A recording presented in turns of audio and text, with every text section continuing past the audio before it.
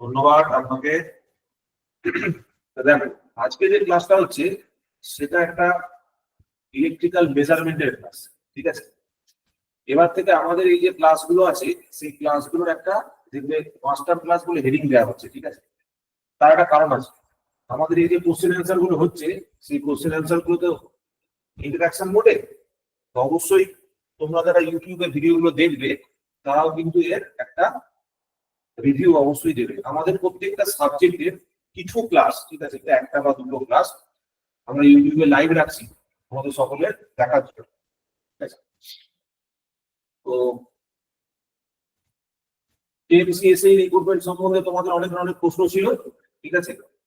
এই রিক্রুটমেন্টের আপডেট খুব রিসেন্ট আসবে, যেখানে নতুন নোটিফিকেশন বেরোবে, ঠিক আছে? তারপরে তার ফর্ম ফিল আপটা আবার চালু হবে। এটার জন্য একটু ওয়েট করো, অপেক্ষা করো, এই নোটিফিকেশন আসবে। আর আমাদের ব্যাচের ব্যাপার ডিটেলসে পরে বলছি। এবার দেখো, প্রথম কথা হচ্ছে আমাদের মেজারমেন্ট করতে গেলে মেজারমেন্টের বেশ কিছু ব্যাকগ্রাউন্ড আমাদের জানতে হবে, আমাদের সিলেবাসটা কি আছে, কি করবো, ঠিক আছে? তো এখানে আমি ডাইরেক্টলি যেভাবে তোমাদেরকে পড়াবো সেক্ষেত্রে আমি প্রথমে থিওরি পড়াবো, ঠিক আছে? কারণ তোমরা মোরালেস থিওরি খানিকটা হলেও পড়েছো, ঠিক আছে? প্রথমেই আমি থিওরির দিকে ছাপাবো না, ঠিক আছে? আমাদের অ্যাপ্রোচটা কোন রকম, আমরা প্রথমে ফার্স্টে একটা কোশ্চেন সেট করবো এবং সেই কোশ্চেন সেটের ভিত্তিতে আমরা সাবজেক্টটাকে পড়বো, ঠিক আছে? আমাদের এখানে নোট রয়েছে, মেটেরিয়াল আছে, সবই অ্যাভেলেবেল আছে, বাট আমাদের ডাইরেকশনটা, আমাদের ইয়েটা অ্যাপ্রোচটা একটু অন্যরকম, ঠিক আছে? তো তোমরা বুঝতে পারবে আস্তে আস্তে যারা যখন ক্লাস করবে, আমি যত ক্লাস দেবো তখন বুঝতে পারবে। আগের দিন একটা কোশ্চেন আমি পড়িয়েছিলাম ইলেকট্রিক্যাল, তোমার ওই পাওয়ার যে মাইক্রোফোন অন করেছে, তোমরা মাইক্রোফোন অন করবে না, ঠিক আছে? তোমরা হ্যান্ড রেস করো, ঠিক আছে? আর যদি ফ্যান থাকে, ফ্যান সামনে চালাবে না, ঠিক আছে? খুব ডিস্টার্ব, কারণ যারা এরপরে ক্লাসটা দেখবে এরা হয়তো অনেকে রেকর্ডিং ভার্সন দেখবে, ওদের কিন্তু খুব প্রবলেম হবে, ঠিক আছে? বুঝলে? তো এইটা প্রথমে আমরা জানতে হবে একটা সাবজেক্টের সাবডিভিশন কি কি আছে, ঠিক আছে? কোন টপিক গুলো পড়লে আমাদের সাবজেক্টটা কমপ্লিট হবে। তাহলে এই হচ্ছে আমার টপিক লিস্ট, এই টপিক গুলো আমি পড়বো। আজকে আমরা কি করবো, এই বেসিক্স অফ মেজারমেন্ট সিস্টেম এই টপিকটাকে শেষ করবো। এই টপিকটার উপর ওটা 50টা কোশ্চেন করবো, শুধু এই একটা টপিক, ঠিক আছে? এবার তার উপর তারপরে আমরা থিওরিটিক্যাল পয়েন্ট অফ ভিউ থেকে দেখবো, ঠিক আছে? তো এই লিস্টটা তোমাদের কাছে থাকতে হবে যে কোন কোন টপিক পড়লে আমার ইলেকট্রিক্যাল মেজারমেন্টটা শেষ হবে। তো সাবজেক্টে সবার আগে কি করতে হবে, সাব টপিকে ডিভিশন করতে হবে। সাব টপিকে ডিভিশন করার পর তার রেসপেক্টে প্রত্যেকটা চ্যাপ্টার ওয়াইজ ইম্পর্টেন্ট কোশ্চেন্স এর সেট আমাকে রেডি করতে হবে, যে এই কোশ্চেন গুলো এই এক্সামে আসে, ঠিক আছে? তো এইটা আমি তোমাদের পরিশ্রমটা করে দেবো, ঠিক আছে? এর করসপন্ডিং যে নোটটা থাকবে সেটাও দিয়ে দেবো। তো তোমরা এইভাবে সাবজেক্ট ওয়াইজ, টপিক ওয়াইজ, ঠিক আছে, আমরা কিন্তু কোশ্চেন সেট করবো এবং এইভাবেই আমরা পড়তে যাবো। আমাদের ফুল কোর্সে ইলেকট্রিক্যাল মেজারমেন্টের ক্লাস 1টা হয়ে গেছে, ঠিক আছে? ক্লাস 1 আর ক্লাস 2টা আজকে হবে, 2 নম্বরটা আজকে হবে, ঠিক আছে? তো আমরা প্রথমে কোশ্চেন সেট করি, তারপর আমরা আমাদের যে থিওরিটিক্যাল ডিসকাশনটা আছে সেই ডিসকাশনটা যাব। আর ক্লাস 1-এ যা হয়েছিল সেটাও একবার প্রথম থেকে রিভিশন করব এবং দেখবো আমরা যে কোশ্চেন গুলো করছি সেই কোশ্চেনটা আমাদের এই থিওরি নোটে অ্যাভেলেবেল আছে কিনা, ঠিক আছে? দেখো, সবার মোস্ট ফান্ডামেন্টাল জিনিস কি জিনিস আমাকে বুঝতে হবে, সেটা হচ্ছে যে আমি খালি পড়বো না, ঠিক আছে? আমি শুধু সেইটুকু টপিকই পড়বো যেটা পরীক্ষায় আসে। এবার দেখো, তুমি যদি শুধু ওইটুকুই পড়ো যে কোনটুকু পরীক্ষায় আসে, সেইটা করলেই এত বেশি পরিমাণে হয়ে যাবে। কারণ আলটিমেটলি কি হচ্ছে, আলটিমেটলি তোমার সাবজেক্ট একটা নয়, সাবজেক্ট তোমার 12খানা বা 14খানা সাবজেক্ট আছে, প্রত্যেকটা সাবজেক্টে আরো 10টা করে টপিক আছে। তার মানে 10 মাল্টিপ্লাইড বাই 14, 140খানা টপিক আমাকে সবসময় মাথার মধ্যে রাখতে হচ্ছে এবং কোটের গোড়া রাখতে হচ্ছে। কারণ কোশ্চেনটা যখন হবে তখন কিন্তু কোনো একটা সাবজেক্টের ভিতরে হবে না, সবকটা সাবজেক্ট মিলিয়ে হবে। হ্যাঁ, পার্সেন্টেজ ওয়েটেজ থাকবে, বাট এইটা কিন্তু তাদের ডিভিশন হবে, ঠিক আছে? মার্কস ডিভিশন থাকবে। কারণ আমাকে কি প্রত্যেকটা টপিকের একটা জিস্ট, প্রত্যেকটা সাব টপিকের একটা জিস্ট আমাকে রেডি করতে হবে, যাতে আমি খুব কম পরিশ্রমে আমি ইম্পর্টেন্ট কোশ্চেন গুলো, ইম্পর্টেন্ট টপিক গুলোকে ডাইরেক্ট হিট করতে পারি। ওই জন্য দেখবে আমি যখন তোমাদের অবজেক্টিভ পড়াবো আমি সেই অবজেক্টিভ গুলি সিলেক্ট করেছি যেগুলো ডাইরেক্টলি টু দা পয়েন্ট ওই পার্টিকুলার সাব টপিকের সব থেকে গুরুত্বপূর্ণ কোশ্চেন। ঠিক আছে, চলো তবে শুরু করা যাক।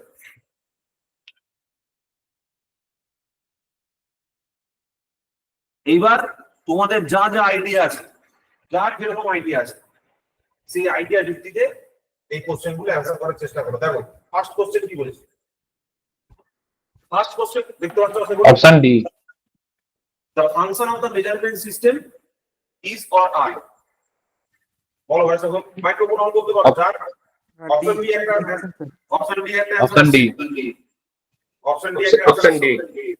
তারপরে আর কেউ, সবাই ভাই সকল পার্টিসিপেট করবে। দেখো এখানে একটা পার্টিসিপেশনের জায়গা আছে, ঠিক আছে, কারণ ইন্টারভিউর সময় আমাকে কিন্তু বলতে হবে, তো সবাই একটু পার্টিসিপেট করো।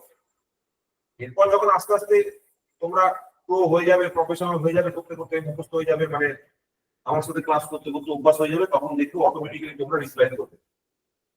ঠিক আছে, বলতে হবে। আর যাবতীয় যা কোশ্চেন আছে সেটা অবশ্যই বলবো।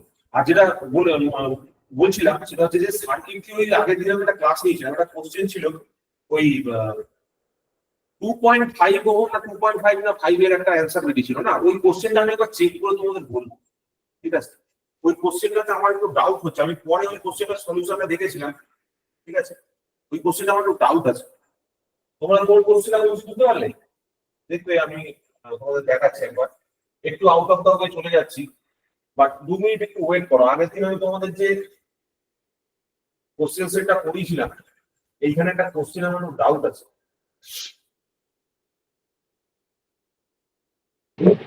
স্যার যেটার অ্যানসার কিটা ভুল থাকতে পারে বলছিলেন। হ্যাঁ হ্যাঁ হ্যাঁ, ওই যে কোশ্চেনটার অ্যান্সার কিটা ভুল থাকতে পারে বললাম, ওইটার একটু ডাউট আছে আমার। এই যে 5 মিনিটটা এসেছিল না, এইটা আমি একটু দেখছি। ঠিক আছে, আমি এই কোশ্চেনটা দেখছি। এই কোশ্চেনটা আর একটা অন্যভাবে করলে 2.5 আসছে। ঠিক আছে, অন্যভাবে করলে 2.5 আসছে। আমি এটা তোমাদের পরে যখন আমি ক্লাস নেবো তখন আমি তোমাদের বলবো। ঠিক আছে, এটা 2.5 অন্য একটা করবে, এখানে ঠিকই আছে, এখানে কোনো অসুবিধা নেই, কিন্তু 2.5 একটা ভাবে আসছে। ঠিক আছে, যাই হোক। আচ্ছা, the correct option is indicating, recording and controlling function। ঠিক আছে, এইটাই হচ্ছে আমার পারপাস। নেক্সট বলবো ভাই যখন next question, the degree of consistency and agreement among independent measurements of the same quantity is known as degree of consistency. What is degree of consistency? The precision. Precision একটা উত্তর আছে।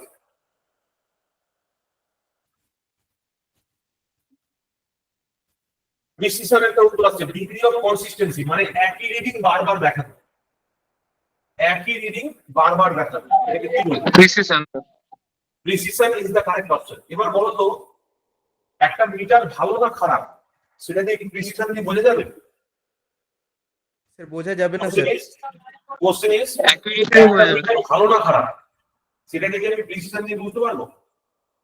না sir বোঝা যাবে না স্যার, শুধু precision দিয়ে বোঝা যাবে না। অ্যানসার ইজ শুধু প্রিসিশন দিয়ে বোঝা যাবে না, কারণ একটা খারাপ ইনস্ট্রুমেন্ট যদি হয় তাহলে সে বারবার তো খারাপ রিডিং দিতেই পারে। তার মানে একটা খারাপ ইনস্ট্রুমেন্টের degree of consistency can be high. কি বলতে চাইছি বুঝতে পারছো? তাহলে কনসিস্টেন্সি ডাজ নট, কি বলবো, ইন্ডিকেট যে ইনস্ট্রুমেন্টটা ভালো আছে না খারাপ আছে, সেটা পারফেক্টলি অ্যাকুরেট আছে কিনা সেটা ইন্ডিকেট করে না। নেক্সট কোশ্চেন আছে, what is the smallest change in the input signal that can be detected by an instrument? একটা ইনস্ট্রুমেন্ট যে স্মলেস্ট revolution. বলো ভাই সকল, the smallest change, Revolution. Resolution একটা অ্যান্সার আছে, রেজোলিউশন একটা অ্যান্সার আছে, রেজোলিউশন একটা অ্যান্সার আছে। আর কেউ? Resolution is correct. ঠিক আছে, যে স্মলেস্ট চেঞ্জ ডিটেক্ট করতে পারে সেটাকে বলা হয় resolution. Smallest change in input quantity, ঠিক আছে, because of which output is generated. The smallest change in input quantity because of which the output is generated is called as your resolution. তারপরটা হলো in the measuring instrument the degree of conformity and closeness to the accuracy conformity হলো হয়তো বলো accuracy accuracy good accuracy true value যত কাছে reading হবে সেটাকে আমরা বলবো কি accuracy. Now what about true value? True value কি জিনিস বলো? What is true value? Actual actual রিডিংটাকে বলছে true value. Actual value sir Actual reading এর true value বলে তাই তো? স্যার ওই ইনফাইনাইট নাম্বার অফ রিডিংস নেওয়া হলে তার যে অ্যাভারেজ সেইটা হচ্ছে ট্রু ভ্যালু। ধরো তুমি সারা জীবন ধরে একটা কাজই করতে চাও কি বলো তো? ধরো একটা ভোল্ট মিটার আর অ্যাম্প মিটার তোমাকে দিয়ে দেওয়া হলো, দিয়ে তোমাকে বলে দেওয়া হলো তার ইনফাইনাইট নাম্বার অফ রিডিং নিতে। তুমি পারবে রিডিংটা নিতে? বলো। তোমার ডেথ হয়ে গেলেও ইনফাইনাইট রিডিং কমপ্লিট হবে না, কারণ টাইম তো চলতে থাকবে। তার মানে ট্রু ভ্যালু ডেফিনিশনটা হচ্ছে এইরকম, যদি একটা মেজারমেন্টের ইনফাইনাইট নাম্বার অফ রিডিং নেওয়া যায় এবং সেই ইনফাইনাইট নাম্বার অফ রিডিং এর যদি অ্যাভারেজ বার করা যায়, তাহলে সেই অ্যাভারেজ যে ভ্যালুটা বেরোবে সেটাকে আমরা বলবো true value of the quantity under measurement. ঠিক আছে, সেই মেজারমেন্টের যে true value of the quantity আমরা তখন পাবো। কি বললাম? কোনো একটা মেজারমেন্ট প্রসেসের যদি আমি ইনফাইনাইট নাম্বার অফ রিডিংস নিই এবং তার অ্যাভারেজ বার করি, তাহলে যে রিডিংটা পাওয়া যায় সেটা হচ্ছে আমার কাছে ট্রু ভ্যালু। ঠিক আছে, তো আমরা বলো তো true value can be measured, এটা কি আমি মাপতে পারবো কখনো? না স্যার, মাপতে পারবো না, মেজার্ড। ঠিক আছে, এটা আমরা কখনো মাপতে পারবো না, এইটা কি আমরা বলে থাকি এটি ট্রু ভ্যালু। এবার আমরা মনে মনে ঠিক করে নিয়েছি ঠিক আছে, আমি একটা কোনো পার্টিকুলার মেজারমেন্টে একটা সার্টেন সেট অফ ডেটাকে দিয়ে নেবো। ধরো 10টা মেজারমেন্ট নেবো, আমরা ল্যাব কথায় করতাম না যে কোনো একটা পার্টিকুলার রিডিং এর 10খানা রিডিং নিতাম বা 5খানা রিডিং নিতাম বা 6খানা রিডিং নিতাম। ওই সেটটা নেওয়ার পর, ওই 10টা রিডিং নেওয়ার পর তার একটা অ্যাভারেজ বার করতাম। তো ওইটাকে বলা হতো বেস্ট মেজার্ড ভ্যালু, ওইটাকে বলা হতো বেস্ট মেজার্ড ভ্যালু। ঠিক আছে, এই বেস্ট মেজার্ড ভ্যালুটাকে বলা হতো এএন। ঠিক আছে, এই বেস্ট মেজার্ড ভ্যালুটাকে বলা হতো এএন। এই এএন মাইনাস এটি, এটা থেকে কি পাওয়া যেত? Static error. This gives us static error বা sigma a। এই এটাকে বলা হয় স্ট্যাটিক এরার। এই সিগমা এ আবার যদি এটি করি, this gives us into 100%, into 100%, this gives us RSC, relative static error. This gives us RSC, relative static error. যদি এটাকে উল্টো করা হয়, একটা কারণ আছে যেটা বলা হয় static correction. Static correction called as static correction. Static correction is nothing but minus of delta A. এই সিগমা লিখতে থাকছে কেন? ডেল্টা হলো সব সিগমা না delta as a small delta. একই ব্যাপার, সবই বাবার ছেলে। না ডেল্টা না ডেল্টা না ডেল্টা। তো delta C is equal to static correction is equal to minus of delta A. Sigma C is equal to delta C is equal to static correction, that is equal to minus of delta A. Or A minus 80 by 80 into 100% gives us relative static error. ঠিক আছে, আমরা চেষ্টা করব যখনই আমরা কোনো একটা টপিককে পড়বো সেই টপিকের পুরো জিনিসগুলো একবার করে রিভিশন করব। ঠিক আছে, তাহলে আমাদের সুবিধা হবে। নেক্সট কোশ্চেন চলে আসি।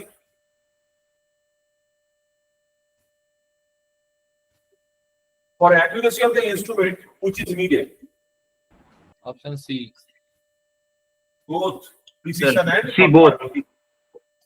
Correct, C both, precision এবং conformity. ঠিক আছে, next, top to weight ratio of an instrument indicates Sensitivity. একটা অ্যান্সার আসছে সেনসিটিভিটি। ঠিক আছে, একটা অ্যান্সার আসছে সেনসিটিভিটি, বাকিটা বলো।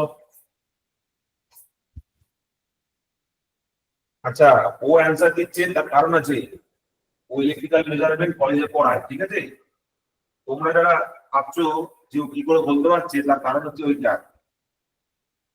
তোমাদেরকেও বাকিরা যারা ক্লাস করছো সবাইকেই চেষ্টা করতে হবে, ঠিক আছে, যাতে বলা যায়, যাতে আমাদের সিলেকশনটা ইনশিওর হয়, ঠিক আছে? মনে রাখতে হবে, আমি কিন্তু চ্যালেঞ্জ দিচ্ছি, যতজন ছেলে আছে সবাইকে সিলেকশন পেতে হবে, ঠিক আছে?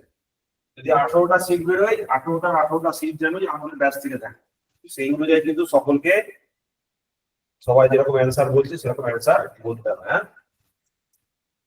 তাহলে ইট ইজ সেন্সিটিভিটি, তাই তো? আচ্ছা, এই যে টপ টু ওয়েট রেশিও, এটা অ্যাকচুয়ালি কি জানো? এটা হচ্ছে অ্যাকচুয়ালি এরকম একটা ব্যাপার, ধরো তোমার কাছে একটা পয়েন্টার আছে,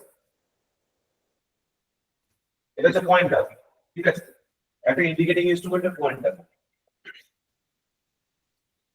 আচ্ছা বলো তো, যদি এই এই পয়েন্টারটার ওজন আমি বাড়িয়ে দিই, যদি আমি ওজন বাড়িয়ে দিই, তাহলে সেন্সিটিভিটি কি হবে? যদি মোটা করে দিই, যদি ভারী করে দিই, তাহলে সেন্সিটিভিটি কি হবে? কমে যাবে স্যার। কম হয়ে যাবে। কমে যাবে। দেখো, sensitivity is top to weight, তাই তো? টপ টু ওয়েট, তার মানে তুমি যদি ইনস্ট্রুমেন্টের ওয়েট বাড়াতে পারো, যদি ওয়েটটা বেড়ে যায়, কিপিং দ্য টর্ক কনস্ট্যান্ট, তাহলে sensitivity of the system will go down, ঠিক আছে? সেন্সিটিভিটিকে এরকম ভাবে লেখা হয়, পার্সেন্টেজ চেঞ্জ, মানে change in output by change in input, এইভাবে লেখা যায়। Change in output by change in input, input এইভাবে লেখা হয়।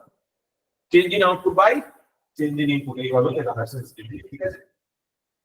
তো টপ টু ওয়েট রেশিও খুব একটা ইম্পর্টেন্ট প্যারামিটার, ঠিক আছে? আমাকে মনে রাখতে হবে যে কোনো মিটারের কোনো কারণে ডিজাইন করতে গিয়ে যদি আমার মিটারটার পয়েন্টটা ভারী হয়ে যায়, ঠিক আছে, তাহলে মিটারের পয়েন্টটা যদি ভারী হয়ে যায়, তাহলে টপ টু ওয়েট রেশিওটা কমে যাবে, সেন্সিটিভিটি কমে যাবে। সেন্সিটিভিটি কমে যাওয়া মানে কি? সেন্সিটিভিটি কমে যাওয়া মানে হচ্ছে, ধরো এরকম একটা ব্যাপার, মানে তুমি যে আউটপুটটা, যে পার্টিকুলার আউটপুটটা, যে পার্টিকুলার রেটিং এর জন্য চাইছো, এসে পৌঁছচ্ছে না, মানে যখন লোয়ার ভ্যালুস অফ কারেন্ট রয়েছে তখন তার রিডিং একরকম আসছে, হায়ার ভ্যালুস অফ কারেন্ট যখন আমি পাচ্ছি আউটপুটে লোডে, তখন তার ডিফ্লেকশনটা অন্যরকম হচ্ছে। কারণ কি? টর্ক বাড়বে কি করে? টর্ক বাড়বে কারেন্টের প্রপোর্শনালি, ঠিক আছে? তাহলে যখন কারেন্ট বাড়বে তখন টর্ক বাড়বে, তাহলে যখন কারেন্ট বাড়বে তখন টর্ক বাড়বে, তখন সেন্সিটিভিটি আস্তে আস্তে ইমপ্রুভ করবে। মানে হায়ার রিডিং এর দিকে যত যাবো, ধরো একটা মিটার আমি মাপতে চাইছি 0.1 অ্যাম্পিয়ার, আর একটা সেই মিটারে আমি মাপতে চাইছি 10 অ্যাম্পিয়ার, তাহলে ওই 0.1 অ্যাম্পিয়ারটা ভালোভাবে মাপতে পারবো না 10 অ্যাম্পিয়ারটা ভালো করে মাপতে পারবো? কি বলতে চাইছি বুঝতে পারছো? উত্তরটা দাও, কি বললাম? আরেকবার বলুন। 10 অ্যাম্পিয়ার। ধরো একটা 10 মিটার আছে, অ্যাম্পিয়ারটা 10 অ্যাম্পিয়ারে মাপা যাবে, কারেক্ট। যত মিটার, যত কারেন্টের রেটিং আমি বাড়াতে পারবো তত টর্ক বাড়বে। যেমন আমরা কি বলছি কি জানি, যারা পড়েছো তারা জানো, টিডি ইকুয়াল টু পি জানো, তাই তো? তার জন্য পিএমএসির জন্য, তাহলে এখানে আই এর সঙ্গে প্রপোর্শনাল ডেভেলপ টর্ক, তাই তো? বিনা মানে হচ্ছে বি ফর পার্সিয়াসিটি, I for current, N for number of turns, তাই তো? এই হচ্ছে এরিয়া অফ ক্রস সেকশন, কিছু ভুল হলে বলবে। তো টিডি ইজ প্রপোর্শনাল টু আই। আবার দেখো, তুমি যদি এমআই টাইপ ইনস্ট্রুমেন্ট দেখো, সেক্ষেত্রে কি হচ্ছে? টিডি is proportional two I square হয়ে যাচ্ছে, টিডি is proportional two I square হয়ে যাচ্ছে, ঠিক আছে? তাহলে এই দুটো ক্ষেত্রে দেখো, এই দুটো ক্ষেত্রে তোমার সম্পর্ক, ডিফ্লেক্টিভ টর্ক ক্ষেত্রে রিলেশনশিপ, সেই দুটো রিলেশনশিপ আলাদা। একজনের সাথে আই এর সঙ্গে প্রপোর্শনাল, একজনের সাথে আই স্কয়ার এর সঙ্গে প্রপোর্শনাল, তাহলে সেন্সিটিভিটি উইল অলসো চেঞ্জ, ঠিক আছে? সেন্সিটিভিটিটা কিন্তু অবশ্যই তার করসপন্ডিংলি চেঞ্জ হবে। সেন্সিটিভিটি মানে সবসময় মনে রাখবে percentage change in output by change in input, ঠিক আছে? তারপরটা বলো,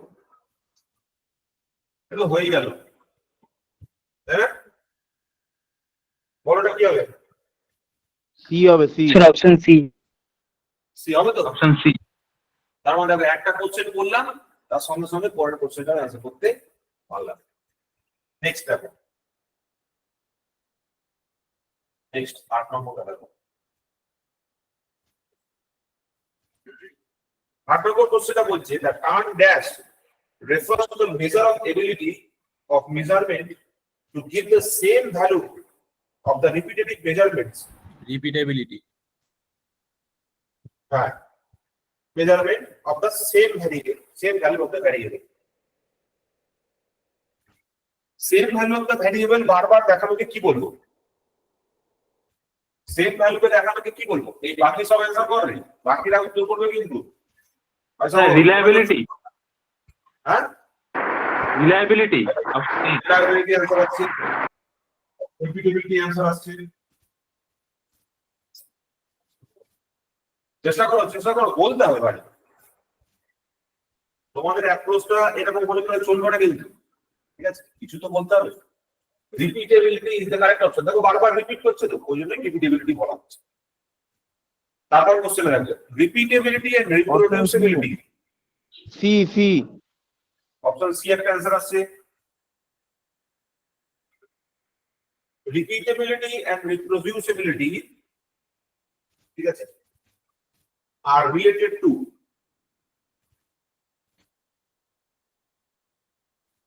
repeatability and option C একটা অ্যানসার আছে। আচ্ছা, কোন একটা মিটার যদি কোন একটা রিডিংকে বারবার রিপিট করে, স্যার অপশন বি হবে এটা। রিপ্রোডিউস করে, ঠিক আছে, তার মানে কি ইনস্ট্রুমেন্টটা ঠিক? অপশন বি মনে হচ্ছে আমার। না না স্যার ঠিক নয় স্যার, প্রিসিশন হতে পারে স্যার, প্রিসিশন আছে। বলো, বারবার যদি রিপিট করে বা রিপ্রোডিউস করে, রিপিটেবিলিটি বা রিপ্রোডিউসিবিলিটি কোনটাই তো ট্রু ভ্যালুর কাছাকাছি হবে তার কোনো মানে নেই, তাই না? তো না। ডিসিশনটাই ঠিক লাগছে। হ্যাঁ, রিপিট বা রিপ্রোডিউস করা মানে এটা নয় কিন্তু যে ইনস্ট্রুমেন্টটা কারেক্ট। ইনস্ট্রুমেন্টের correctness based on accuracy. Accuracy is the closeness to which we can reach the true value. মানে আমি যে মিটার থেকে রিডিংটা পাচ্ছি, সেই রিডিংটা ট্রু ভ্যালু কতটা কাছাকাছি, that gives me accuracy, that gives me আমার ইনস্ট্রুমেন্টটা ঠিক আছে না ভুল আছে। কি বললাম? The degree of closeness to the true value. এবার degree of closeness to the true value মানে হচ্ছে ওই যে কনসেপ্টটা তোমাকে বললাম, যে আমরা সবকটা রিডিং তো মাপতে পারি না, অত রিডিং মাপা সম্ভব নয়, কিন্তু তো বার করা যাবে না, তো বেস রেজাল্ট ধরে নিই। তাহলে যেটা হওয়া উচিত, যেটা থিওরিটিক্যাল পয়েন্ট অফ ভিউ থেকে আমরা ক্যালকুলেশন করে দেখি যে এটাতে এত কারেন্ট আসা উচিত, এটাতে এত কারেন্ট আসছে না, ঠিক আছে? তারপরে এর অ্যানসারটা হচ্ছে precision. Repeatability and reproducibility is associated with precision, not accuracy. Because accuracy is degree of closeness. Degree of closeness. Yes. To the true value. Next, reliability. Reliability is question level. Sir আপনি এই কোশ্চেনগুলো কেন করছেন? Sir option B. হ্যাঁ, option B. Option B একটা answer আছে। Reliability of an instrument বলছে যে the degree to which the repeatability continues to remain within specified limits. Sir আপনি এই কোশ্চেনগুলো কেন দিচ্ছেন? একটাই কারণ, কারণ এখান থেকে যদি কোশ্চেন আসে তাহলে এই চার পাঁচটা টপিক থেকেই কোশ্চেন আসে। অ্যাকুরেসি, প্রিসিশন, রিলায়েবিলিটি, রিপ্রোডিউসিবিলিটি, এই সমস্ত থেকেই কোশ্চেন আসে। মানে কেউ যদি আমার এই ভিডিওটার এই 10টা কোশ্চেন পর্যন্ত দেখে নাও, তাহলেই তোমাদের একটা কোশ্চেন অ্যানসার হয়ে যাবে। স্ট্যাটিক আর তোমাদের একটা ক্যারেক্টারিস্টিক। অ্যাটেনশন স্প্যানের যে অবস্থা, তোমাদের বলে না, সকলের, আমাদের সকলের, আমাদের অ্যাটেনশন স্প্যানটা রীতিমতো খেয়ে নিচ্ছে লোকরা, বুঝতে পেরেছো? এবং তার জন্য ব্রিলিয়েন্ট মাইন্ড কাজ করছে যাতে কি করে মানুষের অ্যাটেনশন স্প্যান পাওয়া যায় এবং মানুষকে কি করে আনপ্রোডাক্টিভ করে তোলা যায়। একটা খুব রিসেন্ট একটা ঘটনা ঘটেছে। একজন ওই চ্যাট জিপিটি কে জিজ্ঞেস করেছে আমাদের বর্তমান জেনারেশনকে যদি পঙ্গু করতে হয় তাহলে কি করা যেতে পারে। চ্যাট জিপিটি উত্তর দিয়েছে যে আমাদের সোশ্যাল মিডিয়াতে বা বিভিন্ন মিডিয়াতে খালি রিলস ভরে দাও, ঠিক আছে? খালি রিলস চলবে, খালি ভুলভাল রিলস চলবে, খালি অ্যাটেনশন স্প্যানটাকে কমাবো, তাহলে তারা ডেভাস্টেড অটোমেটিক হয়ে যাবে। So yes, the correct option is option B. The degree to which repeatability continues to remain within specified limits. Reliability মানে কি? Reliability মানে হচ্ছে তুমি যেটা চাইছো সেটা তুমি পাচ্ছো, সেটা তোমার যেটা এক্সপেকটেশন তার বেশ খানিকটা রিকোয়ারমেন্টকে ফিল করে দিচ্ছে, হয়তো 100% না করতে পারো 95% করে দিচ্ছে। তুমি স্যারের কাছে ভর্তি হয়েছে এটা ভেবে যে স্যার খুব ভালো পড়াবে, তুমি দেখলে যে স্যার ভালো পড়াচ্ছে না, তার মানে তোমার এক্সপেকটেশন ম্যাচ করতে পারলে না, সেটা একটা কন্ডিশন হতে পারে। আর একটা কন্ডিশন এটা হতে পারে খুব ভালো পড়াচ্ছে, তুমি এক্সপেক্ট করোনি সেরকম একটা ঘটনা ঘটে গেল, সেটা এক্সপেকটেশনের বাইরে চলে গেল। কিন্তু একটা রেঞ্জ আছে, সেই রেঞ্জের মধ্যে তুমি যদি থাকো তখন তুমি বলতে পারবে যে না আমি যেটা চেয়েছিলাম মোটামুটি স্যার সেটাই দিচ্ছে। তার মানে কি তুমি সেই বিষয়ে একটু রিলায়েবল হলে, ঠিক আছে? এবং এই রিলায়েবিলিটিটাই হচ্ছে আপনার একটা ফ্যাক্টর হুইচ কন্টিনিউস। মানে তুমি একটা ইনস্ট্রুমেন্টকে ইউজ কেন করবে? তুমি একটা ইনস্ট্রুমেন্টকে তখনই ইউজ করবে যে বারবার ঠিক সময়টা দেবে। তোমার ঘরে যে ঘড়িটা আছে সে যদি প্রত্যেকদিন আলাদা আলাদা সময় দেয়, ঠিক আছে, আমার তো ঘড়িগুলো মাঝে মাঝে ওরকম করছে জানো তো, আমার এই ঘড়িটাও হয়ে গেল গন্ডগোল, ওই ঘড়িটাও গন্ডগোল হয়ে যাচ্ছে, দুটো ঘড়ি চেঞ্জ করতে হবে। তো যদি তোমার এই সমস্যা থাকে আর কি, সেটাকে কিন্তু দূর করতে হবে, রিলায়েবিলিটি ইস্যুটাকে দূর করতে হবে, তাই তো?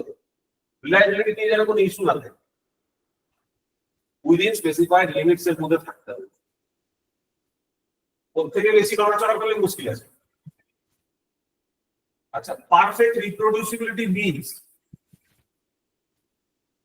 পারফেক্ট রিপ্রোডিউসিবিলিটি মানে জিরো ড্রিফট।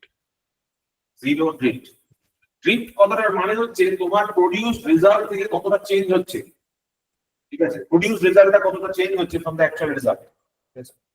ডিজায়ার্ড রেজাল্ট থেকে অ্যাকচুয়াল রেজাল্ট কতটা মানে ডিফারেন্সিয়েট হয়ে যায়, সেটা হচ্ছে আমাদের ড্রিফট। এবার যদি ইনস্ট্রুমেন্টটা পারফেক্টলি রিপিটেবল হয়, পারফেক্টলি রিপ্রোডিউসেবল হয়, মানে বারবার যদি একই রিডিং প্রডিউস করা তার মধ্যে ক্ষমতা থেকে থাকে, তাহলে তোমার ড্রিফট নেই, জিরো ড্রিফট। ড্রিফট মানে হচ্ছে deviation from the actual reading, ঠিক আছে? অ্যাকচুয়াল রিডিং থেকে কতটা আমার রেজাল্টেন্টের রিডিংটা ডেভিয়েট হয়ে যাচ্ছে। Which statement is true? Option A. Option A একটা অ্যান্সার আসছে।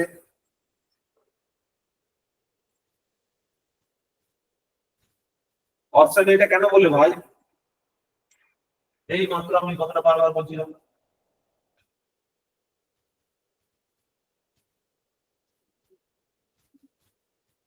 Sir option B, precision of the instrument.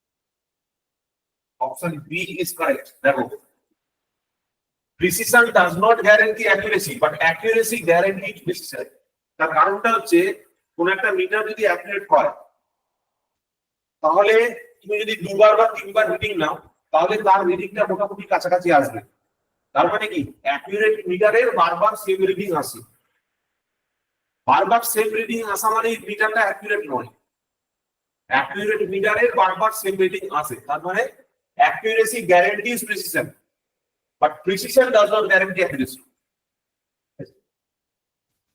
But precision does not guarantee accuracy. তো আমি এই জিনিসটাই কিন্তু বারবার বলছি, ঠিক আছে? কারণ আমি জানি এইখান থেকেই কোশ্চেন আসবে, কোশ্চেন দিলে এইখান থেকেই দেবে। এটা দেখ, sensitivity and specificity are related to, আর এগুলো কেউ আমার কোশ্চেন না, এগুলো সব প্রিভিয়াস ইয়ার কোশ্চেন, ঠিক আছে? যদি আমার কোশ্চেন হতো তাহলে অ্যানসার করতে পারতেন না। আমার কোশ্চেন হলে অ্যানসার করতে পারতেন না। হ্যাঁ, প্রিসিশন অফ দ্য ইনস্ট্রুমেন্ট কি হবে?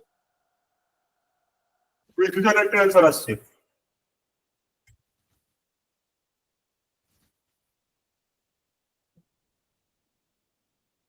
একটা ইনস্ট্রুমেন্ট যদি সেনসিটিভ হয়, মানে small change in input causes a small change in output, মানে স্মলেস্ট চেঞ্জ ইন ইনপুটের জন্য আউটপুট চলে আসছে।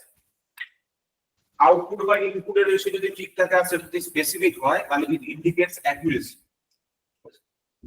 sensitivity is related to accuracy of the instrument. Sensitive হলে সেটা অ্যাকিউরেট হবে। সেনসিটিভ হলে মোরালে সেটা অ্যাকুরেট হবে, ঠিক আছে। তার কারণ হচ্ছে দুটো, একটা হচ্ছে ইনপুট আর আউটপুটের রেশিও, ওই জন্য মোরালে সেটা অ্যাকুরেট হওয়ার সম্ভাবনা রয়েছে। সেটা তো সেনসিটিভিটিটা ইনপুট আর আউটপুটের রেশিও, সেটা তার সঙ্গে স্পেসিফিসিটি বলেছে স্পেসিফিক কোন রেজাল্ট দিয়ে দিচ্ছে, কোনটা রেজাল্টের স্পেসিফিক পয়েন্ট স্পেসিফিক বলতে তো স্যার রিপিটেবিলিটিটাকে বলছে নাকি? না, স্পেসিফিসিটি মানে হচ্ছে রিপিটেবিলিটি নয়, স্পেসিফিসিটি মানে হচ্ছে রেজাল্টটা সেম আছে, মানে ধরো অ্যাকুরেটের ইকুয়াল রেজাল্ট আসছে। হ্যাঁ, সেটাকেই মানে যতবার রিডিং নিচ্ছি সেমই ভ্যালু দেখাচ্ছে, সেইটা তো হয়ে যাচ্ছে স্পেসিফিসিটি, মানে সেটা রিলেটেড টু প্রিসিশন। না, স্পেসিফিসিটি মানে হচ্ছে তোমার অ্যাকচুয়াল রিডিং এর সঙ্গে সমান হচ্ছে, ট্রু ভ্যালুর সঙ্গে কাছাকাছি আসছে, স্পেসিফিক আসছে। স্পেসিফিসিটি মানে হচ্ছে ট্রু ভ্যালুর সমান সমান রিডিং চলে আসছে বা কাছাকাছি রিডিং চলে আসছে। আচ্ছা, স্পেসিফিক রিডিং আসছে মানে যেটা আমি চাইছি সেটাই আসছে, যেটা আমি চাইছি সেটাই চলে আসছে। ধরো কোনো একটা মিটারে আমি যেটা চাইছি সেই রিডিংটাই চলে আসছে, মানে স্পেসিফিসিটি 100%। ধরো 10 অ্যাম্পিয়ার আমি রিডিং চাইছি, 10 অ্যাম্পিয়ারই আসছে, তার মানে specificity 100%।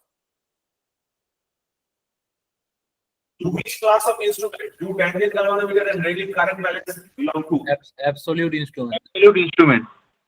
Absolute instrument. Good. Good. Absolute instrument. The electrical measuring instruments, according to applications, may be classified as switchboard and portable instrument. yes, switchboard এবং portable instrument হিসেবে আমরা ভাগ করতে পারি। A null type instrument as compared to deflecting type instrument has option D, all of the above. all of the above. Are you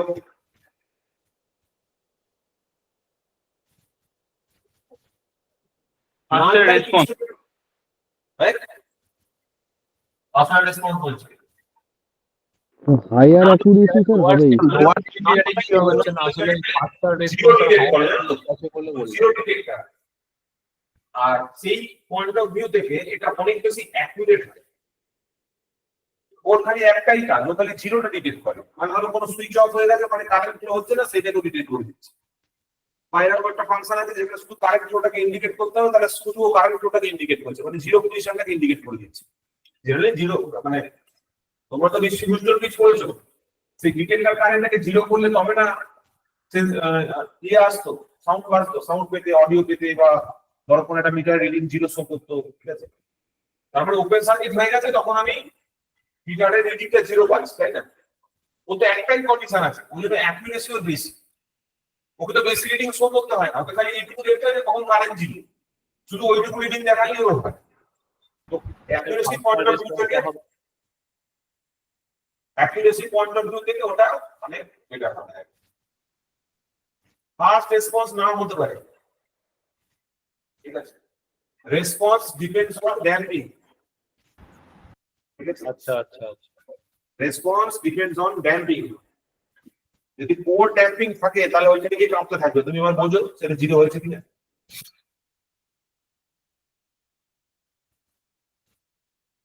The absolute instrument, the absolute measurement of the resistance involves the measurement of কার মেজারমেন্টের উপর depend করে আমরা রেজিস্ট্যান্সের absolute measurement করতে পারি।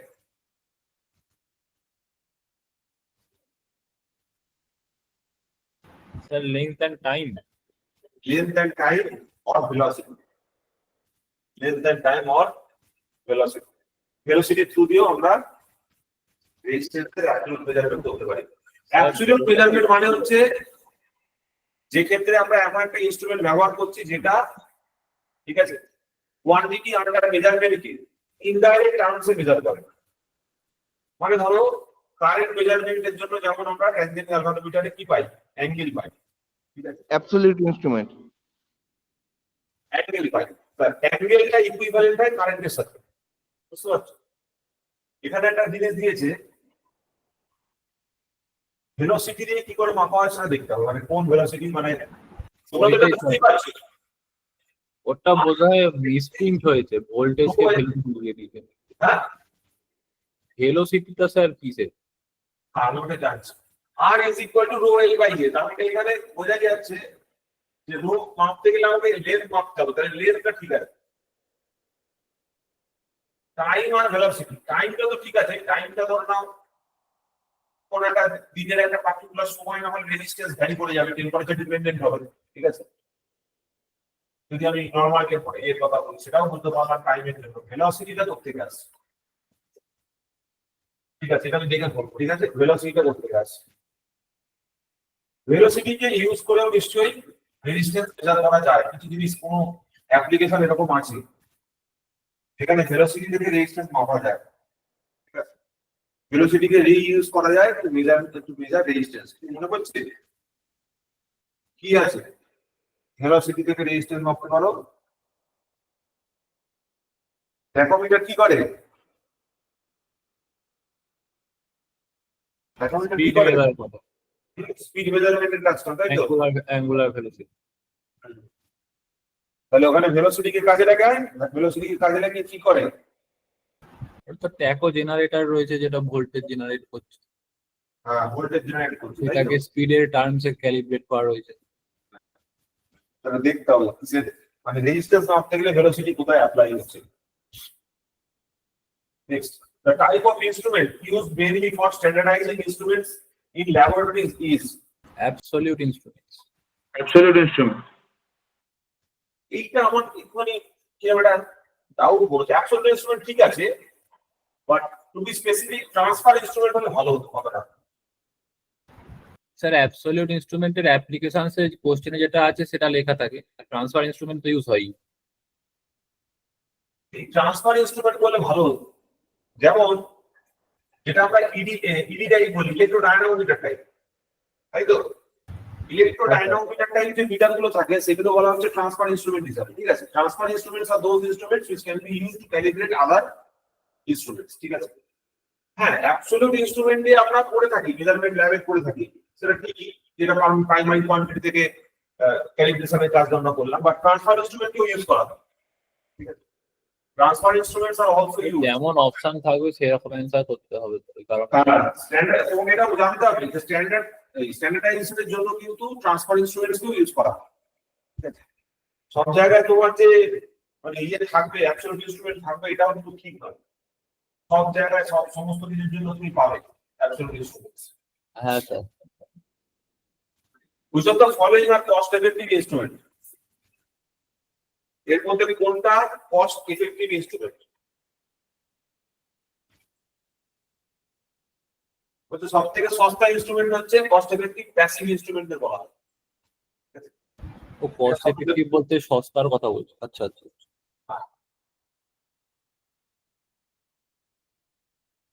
Which of the following is true about analog multimeter? Is a type of instrument. Indicating instrument. Huh? D. Indicating instrument. Right. It is an indicating instrument. Right. It is an indicating instrument. Analog multimeter is an indicating instrument. তারপরটা বলো। What is dead time? Dead time কাকে বলে?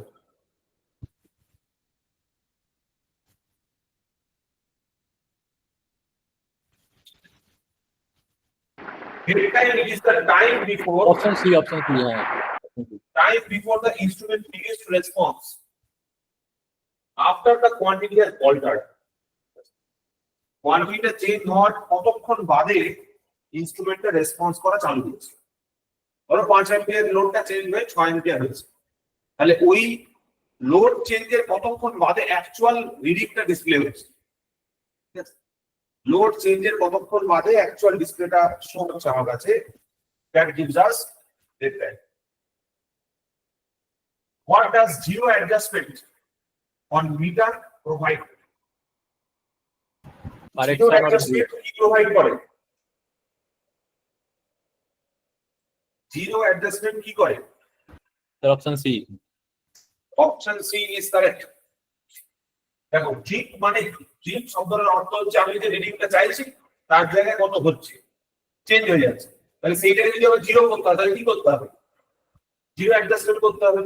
তোমাদের একটা জিনিস বলি শোনো, তোমরা ধরো বাজারে গেছো সবজি কিনবে, আপাতত ধরো বাবা মা করে দিচ্ছে, যারা বাজারে যাও তারা দেখবে এইখানে মিটারের মধ্যে একটা টিআর বলে অপশন থাকে, টিআর। ঠিক আছে, যখনই কোনো রিডিং নেবে, যখনই কোনো তুমি ইয়েকে মাপবে, ওজন মাপবে, সবার আগে লোকটাকে বলবে টিআরটা একবার প্রেস করো। টিআরটা প্রেস করার পরে আমার ওজনটা বসাও। ঠিক আছে, এই টিআর সুইচটা কি করে?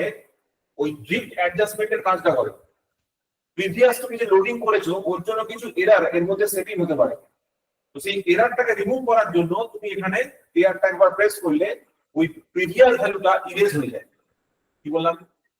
ধরো তোমার আগে কেউ 10 কিলো চাল নিয়ে গেছে, এবার 10 কিলো চালের জন্য ওই মিটারের মধ্যে কিছু একটা এরর জেনারেট হয়েছে, এবার তার উপর ধরো আরো কেউ 5 কিলো চাল দেখাবে, সেই 5 কিলো চাল দেখাবে, তখন 5 কিলো দেখাবে না, তখন 6 কিলো দেখাবে, বিকজ অফ সাম এরর। ঠিক আছে, বেশি দেখাবে। তো ওই জন্য ওই যে 5 কিলোটা পরে চাপানো হচ্ছে সেটা দেখানোর আগে আমার টিআরটা প্রেস করতে হবে। টিআরটা প্রেস করলে কি হবে? রিডিংটা জিরো হয়ে যাবে। ওই যে রিডিং এর জিরো করা, ওইটাই হচ্ছে অ্যাকচুয়ালি আমার এই correction of drift. Earlier reading যদি কোনো ড্রিফট ক্রিয়েটেড হয়ে থাকে, রেজাল্টে যদি কোনো চেঞ্জ হয়ে থাকে, সেটাকে জিরো করতে হবে, টিআর বাটনটা প্রেস করতে হবে। যেখানে দেখবে প্রিসিশন মেজারমেন্টের দরকার পড়ে সেই জায়গায় প্রত্যেকটা ইনস্ট্রুমেন্টই এখন থাকে। ঠিক আছে, আমি তোমাকে দেখাতেও পারতাম, এই রে আমার কাছে একটা ওয়েট মাপার একটা ছোট্ট ডিভাইস আছে, ওটাতে আমি ওয়েট মাপি। তো ওইটা ওই বুকের মধ্যে টিআর বলে অপশনটা লেখা আছে, ওই টিআরটা প্রেস করলে সমস্যাটা রিডিংটা ঠিক হয়ে যায়, অ্যাডজাস্ট হয়ে যায়। Next ball, next question. To reduce the loading effect of an instrument, it must possess high input impedance. loading effect মানে কি? ওর এক পাশে একটা ভোল্ট মিটার লাগিয়ে দিলে লোডিং এফেক্ট হবে।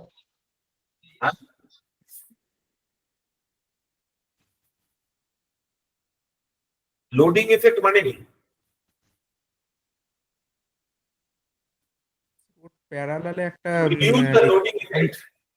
হাই রেজিস্ট্যান্স লাগানোকে লোডিং এফেক্ট বলছে। ধরো আমি একটা ভোল্ট মিটার লাগিয়েছি এই সার্কিটটাতে, ঠিক আছে, ফর এক্সাম্পল কি বলবো, ধরো এরকম একটা সার্কিট আছে, সিম্পল সার্কিট। এবার এইখানে একটা ভোল্ট মিটার লাগিয়েছি, ঠিক আছে, ধরো ভোল্ট মিটার লাগিয়েছি, বলো তো, ধরো এটা হচ্ছে 100 ওহম, এর রেজিস্ট্যান্সটা তো 10 ওহম, ধরে নাও ফর এক্সাম্পল 10 ওহম ধরে নাও, বা এটা ধরে নাও যেহেতু প্যারালাল লাগানো আছে, ধরো 100 ওহমের জায়গায় 1000 ওহম, 1000 ওহম, তাহলে 1000 ওহম যদি হয়, এটা একটা কেস ধরো, কেস 1। তারপর ধরে নাও 10,000 ওহম, ধরে নাও 1 লাখ ওহম,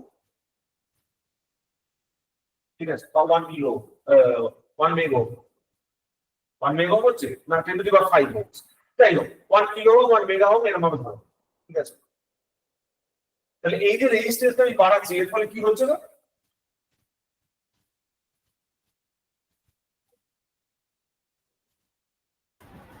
যে কারেন্ট ফ্লোটা কমবে। ইয়েস, যদি আমি এখানে 100 ওহম লাগাই, তাহলে এখান থেকে যাই কারেন্ট আসুক না কেন সেই কারেন্টটা সমান দুটো ভাগে ভাগ হয়ে যাবে। এখান থেকে 2i আসলে, ধরো যদি আমি 100 ওহম লাগাই, তাহলে এটা 2i এর জায়গায় এখানে হয়ে যাবে i, এখানে হয়ে যাবে i, যদি আমি 100 ওহম কে ইউজ করি, বিকজ অফ 100 ওহম। এটাও 100 ওহমের রেজিস্ট্যান্সের ভোল্টমিটার, এটাও 100 ওহম রেজিস্ট্যান্সের, ধরো একটা রেজিস্ট্যান্স মাপছি, তাহলে তুমি কখনো এক্স্যাক্টলি ভোল্টেজটা পাবে এখানে? The voltmeter will also act as a load of the system. ঠিক আছে, ভোল্টমিটারটা তখন কি হবে, ওই সিস্টেমের উপর একটা লোড হিসেবে কাজ করবে। তুমি তো অ্যাকচুয়াল কারেন্টটাই পাচ্ছ না, যে কারেন্টটা পুরোটাই এর মধ্যে দিয়ে যাওয়ার কথা ছিল, সেই কারেন্টটাই এর মধ্যে দিয়ে ফ্লো হতে পারছে না, পুরো কারেন্টটা। ঠিক আছে, তখনও সোর্স লোডিং হিসেবে কাজ করছে। ঠিক আছে, কি হচ্ছে, সোর্সকে লোড করে দিচ্ছে, মানে ওর পারপাস হচ্ছে শুধু ভোল্টেজ মেজার করা, ওটা ও নিজের একটা লোড নয়, ওটা ইনস্ট্রুমেন্ট। ঠিক আছে,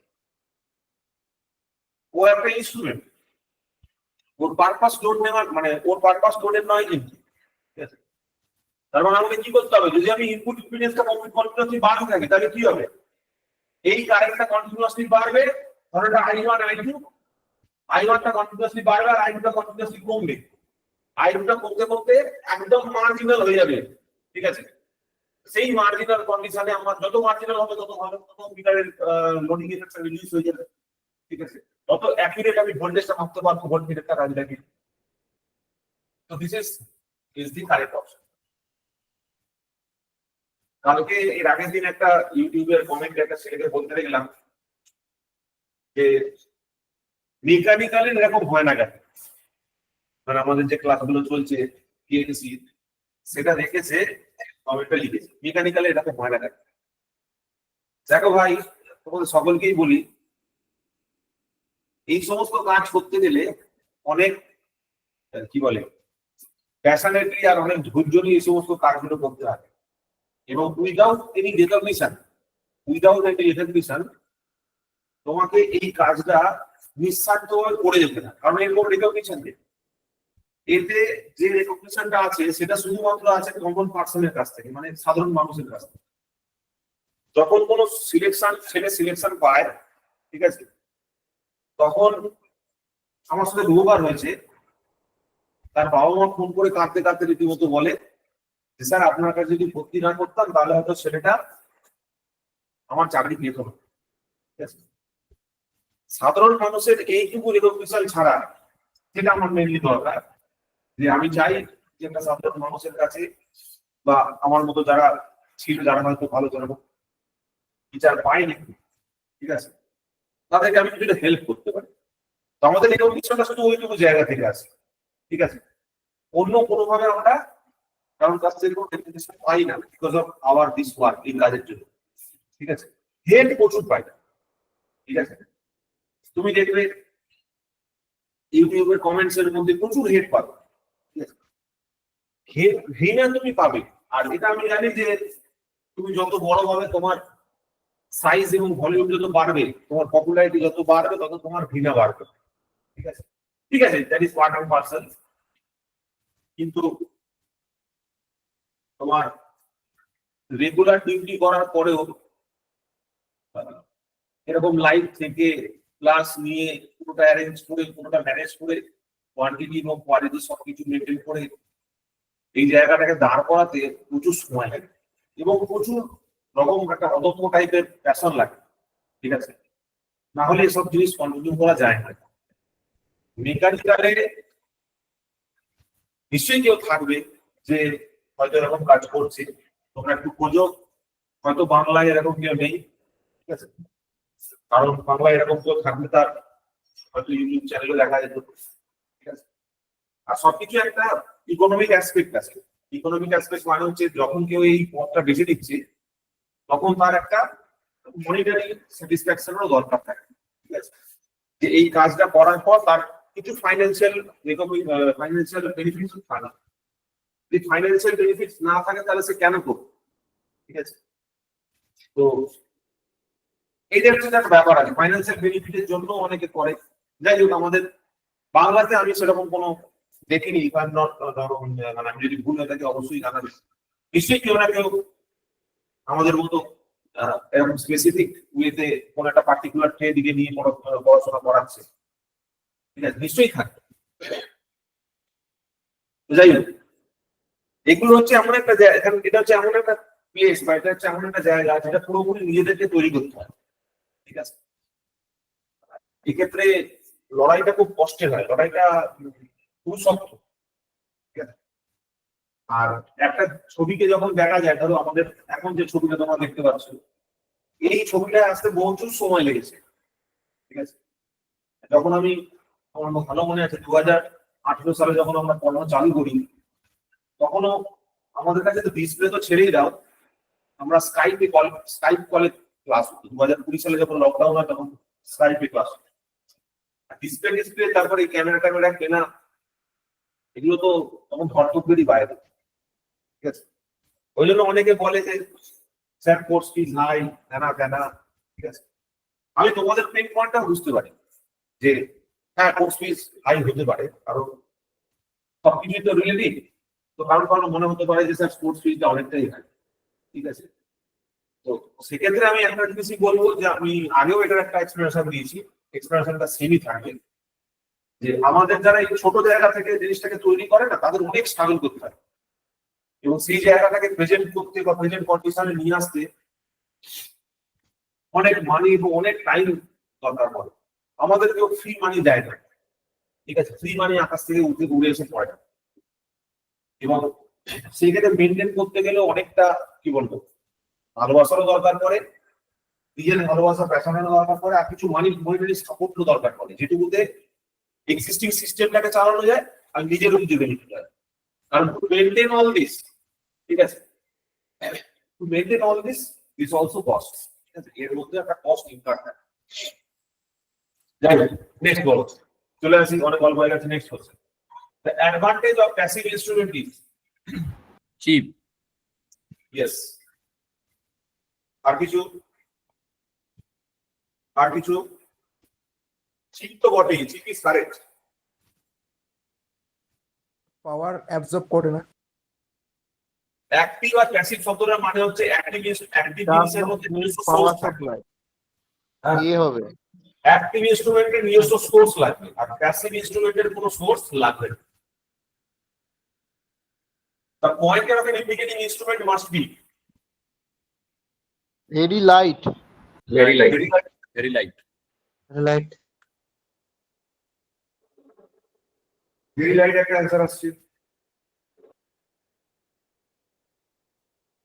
Yes, very light হওয়াটাই আমাদের কাছে কাঙ্ক্ষনীয়, মানে আমরা এটাই চাই যেটা লাইট হোক, এটাই আমরা চাইবো যেটা লাইট হোক, ঠিক আছে।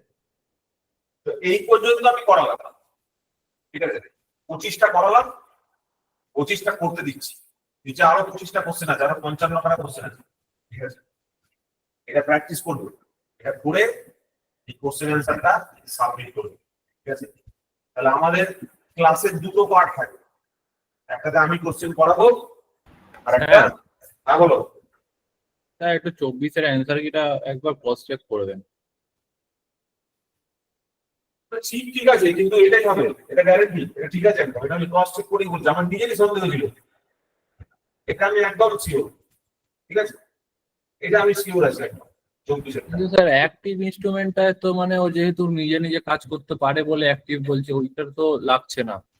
না না, অ্যাক্টিভ ইনস্ট্রুমেন্ট না, আমি এটা দেখেছি ঠিক করে, অ্যাক্টিভ ইনস্ট্রুমেন্টেরই পাওয়ার সাপ্লাই দরকার পড়ে, প্যাসিভ ইনস্ট্রুমেন্টের পাওয়ার সাপ্লাই দরকার পড়ে না, এক্সটার্নাল সোর্স দরকার পড়ে না, এটা চেক করেছি, ঠিক আছে, এটা ঠিক আছে অ্যান্সারটা, ওকে স্যার। এটা ঠিক আছে, তোমরা একবার দেখবে আমি এটা ঠিক বলছি, এটা একদম আমার চেক করা অ্যান্সার, একদম চেক করা অ্যান্সার। এটা আমার নিজেরই ডাউট হয়েছিল যে এটা অ্যাক্টিভ প্যাসিভ কি কাজ করতে বলতে, ডাজ নট স্যার এক এক জায়গায় অ্যাক্টিভ প্যাসিভটাকে এক এক ভাবে ডিফাইন করেছে, যেটা যে জন্য আমার ওটা নিয়ে ভীষণ কনফিউশন হয়। এটা হচ্ছে অ্যাকচুয়ালি তোমার মানে ইনস্ট্রুমেন্টটা নিজস্ব কোনো পাওয়ার সাপ্লাই নেই, এক্সটার্নাল পাওয়ার সোর্স লাগবে না, নিজে থেকেই সেই রিডিংটা দিতে পারবে, এরকম একটা ব্যাপার, ঠিক আছে। অ্যাক্টিভ ইনস্ট্রুমেন্ট হলে তাকে একটা পাওয়ার সাপ্লাই কানেকশন করতেই হবে, না হলে সে রিডিংটা শো করতে পারবে না, ঠিক আছে। তো এই হচ্ছে যে আমাদের ক্লাস, আর বাকি যে 25টা কোশ্চেন আছে এটা তোমরা আগে করে সাবমিট করবে, যারা অ্যান্সার দেবে তারা কোশ্চেনের অ্যান্সার কি পাবে, আর যাদের কোনো ডাউট থাকবে সেটা আমাদের জানাবে, আমরা তারপর সেটা সলিউশন স্যার আগের দিনের সার্কিট থিওরির অ্যান্সার কি? দিয়ে দেবো, ঠিক আছে, দিয়ে দেবো। এইবার চলে আসছি আমাদের থিওরিটিক্যাল পড়াশোনা, ঠিক আছে, এইবার চলে আসছি আমাদের থিওরিটিক্যাল পড়াশোনাতে। আমাদের কোশ্চেন অ্যান্সার অনেক হলো, ঠিক আছে, কোশ্চেন অ্যান্সার অনেক হলো। এবার দেখো বেসিক জিনিস তোমরা এগুলো আগে পড়েছো, আমি জাস্ট একবার করে রিভিশন করতে থাকি, দেখতে থাকি। ইনস্ট্রুমেন্টের ডেফিনেশন দেওয়া আছে, ইনস্ট্রুমেন্ট কি জিনিস, ইনস্ট্রুমেন্ট যেটা আমার একটা হিউম্যান ক্যাপাবিলিটিকে বাড়িয়ে দেয়, ঠিক আছে, a device for determining the value of the quantity or variable, ঠিক আছে, কোন একটা কোয়ান্টিটি অথবা ভ্যারিয়েবলের যে ভ্যালুটা সেটা ডিটারমাইন করতে গেলে তোমার দরকার পড়বে হচ্ছে ইনস্ট্রুমেন্ট, ঠিক আছে। হিউম্যান ক্যাপাবিলিটিকে ইনক্রিজ করে, আমাদের যে এক্সিস্টিং ক্যাপাবিলিটি আছে সেই ক্যাপাবিলিটিকে বাড়ায়। যেমন ধরো মোবাইল, ঠিক আছে, তোমরা তোমাদের ঘরে বসে রয়েছো, ইন্টারনেট, তোমরা তোমাদের ঘরে বসে আছো, আমি আমার ঘরে বসে আছি, অথচ আমরা একসাথে ক্লাস করতে পারছি। This is the power of instruments, ঠিক আছে। আচ্ছা, মেজারমেন্টের সম্বন্ধে বলি। মেজারমেন্ট কি জিনিস? Measurement is a process of comparison, ঠিক আছে। যেমন ধরো ছোটবেলায় আমাদের যখন পরীক্ষা হতো, বাবা মা জিজ্ঞেস করতো যে তোমার ক্লাসের অমুক ছেলেটি কত পেয়েছে, ঠিক আছে, সেই অমুক ছেলেটি ফার্স্ট হতো। এবার তোমার সঙ্গে সবসময় তার একটা কম্পারিজন হতো, এবং উনি ওটা কেন জিজ্ঞেস করতেন যে অমুক ছেলেটি কত পেয়েছে? তার কারণ হচ্ছে উনি চেক করে দেখছেন যে আমার ছেলে পড়াশোনা করছেন কিনা। মানে অমুক ছেলেটা যদি কম নাম্বার পায়, ঠিক আছে, অমুক ছেলেটা যদি কম নাম্বার পায়, তাহলে বুঝতে হবে যে আমার ছেলেটা ঠিক করেছে, আমার ছেলেটার কোনো দোষ নেই, আমার ছেলেটার কোনো সমস্যা নেই, ঠিক আছে। আর পরীক্ষার কোশ্চেন পেপারটা শক্ত হয়েছে। পরীক্ষার কোশ্চেন পেপার যদি শক্ত হয় আর অমুক ছেলেটা যদি কম নাম্বার পায়, তাহলে তোমার কম নাম্বার পাওয়াটাও জাস্টিফাই, ঠিক আছে। এইটা হচ্ছে মজার বিষয়, এটাই হচ্ছে measurement. Measurement is nothing but comparison. Comparison with standard quantity, মানে তোমার ওই অমুক বন্ধুটি আর তুমি দুজন মিলে কম্পেয়ার করে তোমাদের রেজাল্টটা চেক করা হচ্ছে।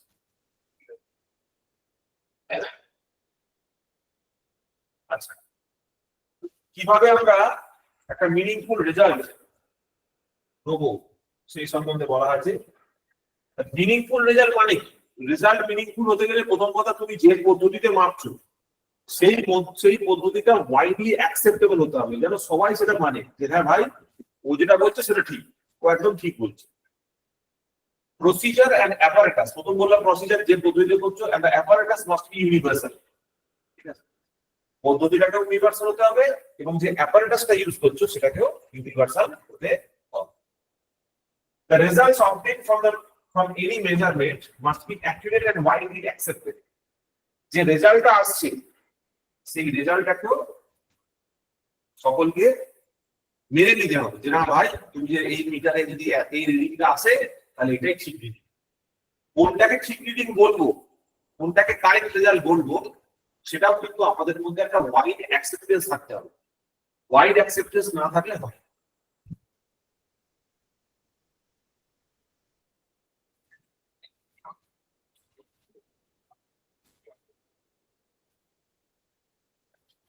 দুটো মেথডে রিডিং নেওয়া হয়, একটাকে বলে ডাইরেক্ট মেথড, একটাকে বলে ইনডাইরেক্ট মেথড। ধরো কোনো একটা রড তুমি নিয়েছো, সেই রডের লেন্থটা মাপতে চাইছো, একটা স্কেল নিয়ে রডের লেন্থটা মাপতে থাকলে, ঠিক আছে। এই স্কেল নিয়ে যদি রডের লেন্থ কন্টিনিউয়াসলি মাপতে থাকি, এইটাকে আমরা কি বলবো? এটাকে আমরা বলবো ডাইরেক্ট ফর্ম অফ মেজারমেন্ট, ঠিক আছে। It is called as direct form of measurement. আর ইনডাইরেক্ট কোনটা? ইনডাইরেক্ট মানে হচ্ছে, যেমন ধরো আমরা ট্যানজেন্ট গ্যালভানোমিটারের কথা বলেছি, ঠিক আছে, ক্যালিব্রেশনের কথা বলেছি, যে ধরে নিচ্ছি যে সেকেন্ডারি ইনস্ট্রুমেন্টটা যেটা থাকবে সেটা ঠিকঠাক রেজাল্ট নেবে বেসড অন মাই ক্যালিব্রেশন। আমি তো প্রাইমারি রেসপেক্টে সেকেন্ডারিকে বা অ্যাবসলিউট রেসপেক্টে সেকেন্ডারি ইনস্ট্রুমেন্টকে মেপে থাকি। আমি ধরে নিচ্ছি যে অ্যাবসলিউট ইনস্ট্রুমেন্টটা ঠিকঠাক রেজাল্ট দিচ্ছে এবং তার করসপন্ডিং আমার ক্যালিব্রেশনটাও ঠিক আছে। নেক্সট, এইখানে দেখো দু রকম ক্যারেক্টারিস্টিক্স এর কথা বলা হচ্ছে, ঠিক আছে। Instrument has two types of characteristics. One is called as static characteristics, another is called as dynamic characteristics. Static শব্দটা কি বুঝতে পারছো? যার কোনো পরিবর্তন নেই, মানে মোটামুটি fixed. Static characteristics do not vary with time. For example, এই যে চারটে প্যারামিটার আমরা বারবার বললাম, accuracy, precision, sensitivity and resolution. Accuracy is the closeness to the true value. Precision is reproducibility, বারবার একটা রিডিংকে বারবার রিপ্রোডিউস করা। Sensitivity মানে আউটপুট বাই ইনপুট, আর precision মানে the minimum change in input that causes the change in output. মানে কত স্বল্প অ্যামাউন্টে আমি যদি ইনপুটটাকে ভ্যারি করাই তাহলে আমার আউটপুটটাও ভ্যারি করবে, ঠিক আছে। ওদিকে দেখো ডাইনামিক যে ক্যারেক্টারিস্টিক্স সেগুলোর কথা বলা হয়েছে। দুটো ভাগ হয় ডাইনামিক ক্যারেক্টারিস্টিক্স এর, একটা বলা হয় স্ট্যাটিক ট্রানজিয়েন্ট ক্যারেক্টারিস্টিক্স, ঠিক আছে, আর একটাকে বলা হয় steady state characteristics. Transient characteristics সম্বন্ধে যে জিনিসটা বলা হয় সেটা হচ্ছে ইট ডাইজ আউট, ঠিক আছে, অ্যাট ইনফিনিটি, মানে অসীম সময় ধরে যদি করা হয় তাহলে ট্রানজিয়েন্ট কম্পোনেন্টটা জিরো হয়ে যায়। যেমন দেখো এই ওয়েভফর্মটা, এই যে শুরুর দিকের পোর্শনটা, এটা ট্রানজিয়েন্ট কম্পোনেন্ট বলা হচ্ছে, ঠিক আছে। ট্রানজিয়েন্ট মানে যেখানে রিডিং এর ভ্যারিয়েশন থাকছে, রিডিং এর চেঞ্জ থাকছে। আর স্টেডি স্টেট মানে কি, শব্দ থেকেই বোঝা যাচ্ছে স্টেডি স্টেট মানে তার আউটপুটটা মোর অর লেস ফিক্সড হয়ে গেছে। যেমন ধরো মানুষের জীবনের ক্ষেত্রেও তুমি কল্পনা করতে পারো, তুলনা করতে পারো। যেমন এই 20 বছর বয়স থেকে টার্বুলেন্স চালু হয়, এই 27-28 বছর বয়সে গিয়ে টার্বুলেন্সটা ম্যাক্সিমামে গিয়ে পৌঁছে, আর বাই 30 to 35 সেটা একদম স্যাচুরেট করে যায়, মানে স্যাচুরেশনের জায়গায় চলে আসে। ওর পর আর লাইফে সেরকম কোনো টার্বুলেন্স থাকে না, ঠিক আছে। More or less everything becomes fixed. True value সম্বন্ধে বললাম, ঠিক আছে, এইটাই আমরা এখানে লেখা আছে। আর এক্সাম্পলার মেথড সম্বন্ধে যেটা বলা আছে সেটা হচ্ছে এক্সাম্পলার মেথড থ্রু দিয়ে আমরা বেস্ট মেজার ভ্যালুটাকে সিলেকশন করে থাকি, ঠিক আছে। এই মেথড হুইচ ইজ এগ্রিড আপন বাই দ্য এক্সপার্টস, একটা মেথড যে মেথডে সব এক্সপার্টরা এগ্রি করে, অ্যাজ বিং সাফিসিয়েন্টলি অ্যাকুরেট, যেটাকে আমরা ধরে নিচ্ছি যে এটা সাফিসিয়েন্টলি ঠিকঠাক আছে। For the purpose, the data will be ultimately put to use. এবং এই এক্সাম্পলার মেথড থেকে যে ডাটাটা পাওয়া যাবে সেটাকেই আমরা ট্রু ভ্যালু হিসেবে ইউজ করব। অ্যাকুরেসি সম্বন্ধে বলেছি, ঠিক আছে, ট্রু ভ্যালু সম্বন্ধে বলেছি, বেস্ট মেজার ভ্যালু সম্বন্ধে বলেছি, এরর বললাম, রিলেটিভ স্ট্যাটিক এরর বলে দিয়েছি, স্ট্যাটিক কারেকশন এটাও বলে দিয়েছি, ঠিক আছে। এইখানে দেখো সবকটা জিনিস আমার মোটামুটি বলা আছে। এখানে একটা অঙ্ক আছে, ঠিক আছে, অঙ্কটা করে দেওয়া আছে, ট্রাই করবেন। একই অঙ্ক। এইবার দেখো absolute instrument are secondary instrument সম্বন্ধে বলা আছে, ঠিক আছে। এটা সম্বন্ধে তোমরা সবাই জানো, এটা নতুন কিছু নয়। Absolute instrument is available at standard labs, standard labs A absolute instrument থাকে। Secondary instrument, it is calibrated instrument comparison with respect to absolute instrument.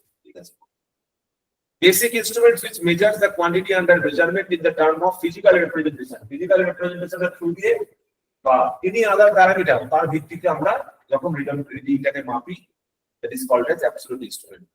ঠিক আছে। Here we get the result in terms of actual value. মানে আমরা actual value ভিত্তিতে রেজাল্টটাকে পাই। একদিকে angle indicate করা হচ্ছে, কারেন্টটা করসপন্ডিংলি চেক করা হয়, আর এখানে ডাইরেক্টলি আমি কারেন্টটা পাচ্ছি। এইখানে দেখো দুটো ছবি ছাপা দেওয়া আছে, অ্যাবসলিউট ইনস্ট্রুমেন্টের ছবি। এইখানে দেখো একটা সেকেন্ডারি ইনস্ট্রুমেন্টের ছবি দেওয়া আছে, অ্যামমিটার, ভোল্টমিটার, কিলোওয়াট মিটার এর দেওয়া আছে। মেইনলি চার টাইপের মিটার আছে, ঠিক আছে। মেইনলি 4 টাইপের মিটার আমাদের কাছে আছে। Type is based on representation, মানে কিভাবে সে তার রিডিংটাকে শো করবে। একটা ইনস্ট্রুমেন্টের নাম ইন্ডিকেটিং ইনস্ট্রুমেন্ট, ঠিক আছে, যে the quantity under measurement K in terms of a value show করবে, ঠিক আছে। দেখো কি লিখেছে, measuring the quantity under measurement instantaneously through deflection of the pointer, কোন পয়েন্টারকে ডিফ্লেক্ট করিয়ে রিডিংটা দিচ্ছে, or indication it shows the magnitude of the quantity under measurement, quantity under measurement এর ম্যাগনিটিউডটাকে সে শো করছে। Recording instrument like seismograph, with the help of a pointer or a stylus, it records the continuous oscillations or changes during the measurement. একটা measurement করার সময় যে continuous change হয় সেটাকেই মেপে রাখা হচ্ছে রেকর্ডিং ইনস্ট্রুমেন্ট। ইন্টিগ্রেটিং ইনস্ট্রুমেন্টটা কি, এই দুটো ইনস্ট্রুমেন্টের যে ফাংশন সে দুটোকে কোলাপ করে, একসাথে পাঞ্চ করে। It has the features of both recording as well as integrating instrument. Null type ইনস্ট্রুমেন্টের কি কাজ, নাল টাইপ ইনস্ট্রুমেন্ট খালি জিরো পয়েন্টকে ইন্ডিকেট করা, ঠিক আছে, জিরো ডিফ্লেকশন এই ইন্ডিকেট করা এর কাজ।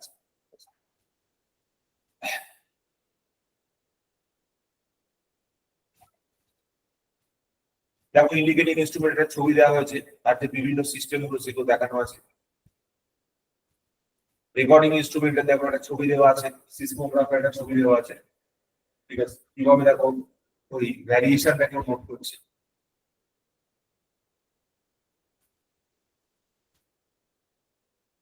একটা এনার্জি মিটারের ছবি দেখো, ঠিক আছে, আমাদের ইন্টিগ্রেটিং ইনস্ট্রুমেন্টের এক্সাম্পল এনার্জি মিটার। এখানে যে গিয়ার মেকানিজমটা দেখানো আছে, কিভাবে পুরোনো দিনের গিয়ার মেকানিজমটা কাজ করতো, এখন তো পুরোটাই ডিজিটাল হয়ে গেছে। Based on quantity to be measured, এরকম 5টা ভাগে ভাগ করা হয়েছে, ammeter, voltmeter, wattmeter, energy meter and power factor. Principle of অপারেশনের ভিত্তিতে এরকম টোটাল 6টা ভাগ আছে। Electromagnetic, electric heating effect, chemical effect, electromagnetic induction effect and electrostatic effect.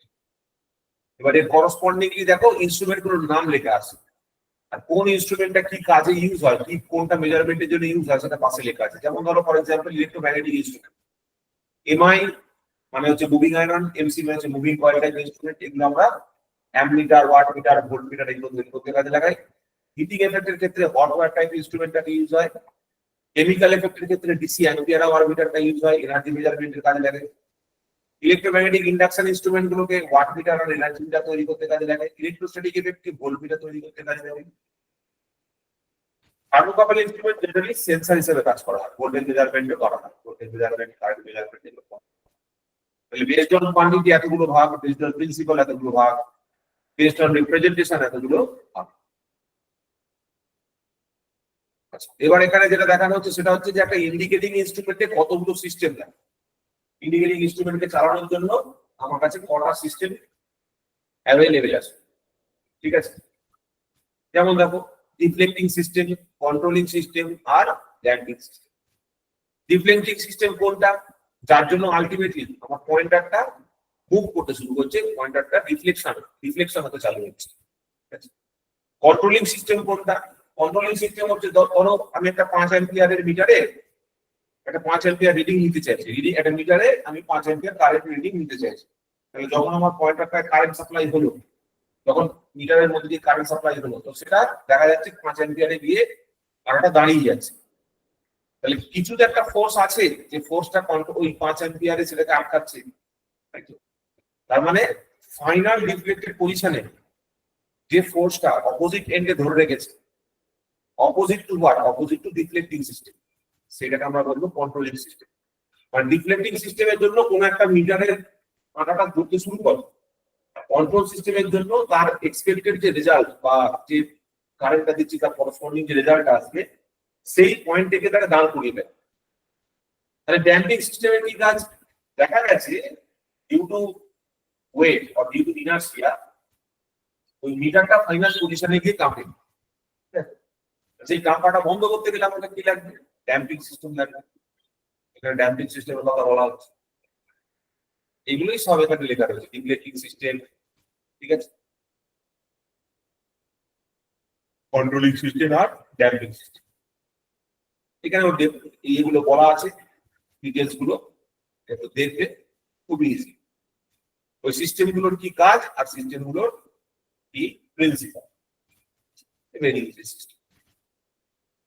এইখানে দেখো ওই ডিফারেন্ট টাইপস অফ ড্যাম্পিং এর কথা বলা হয়েছে। এডি বলে over damping, under damping, critical damping আর আন্ডার ড্যাম্পিং, ঠিক আছে। এই তিনটে স্টেট, এই চারটে স্টেটকে এখানে দেখানো আছে। এই যে লাল রঙের যে স্কেলটা আছে, লাল রঙের যে ইয়েটা রয়েছে, এটা কি ধরনের রিপ্রেজেন্টেশন, কি রকম সিস্টেমের রিপ্রেজেন্টেশন? লাল রঙেরটা স্যার আনড্যাম্পড সিস্টেম, কারেক্ট। তাহলে কোন একটা সিস্টেমের রেসপন্স বা কোন একটা ইনস্ট্রুমেন্টের রেসপন্স যদি এরকম হয়, তার মানে আমি কি বুঝবো, কি জানবো? সেটা ফাইনাল পজিশনে পৌঁছানোর আগে অনেকবার অসিলেট করবে। হ্যাঁ, এটাকে আমি কি বলবো, মানে এটা কি সমস্যা হয়েছে, মিটারটা কি সমস্যা আছে না নেই? অবশ্যই আছে, অনেক সময় লেগে যাবে, ফাইনাল পজিশনে পৌঁছানোর জন্য। আচ্ছা, আর কেউ?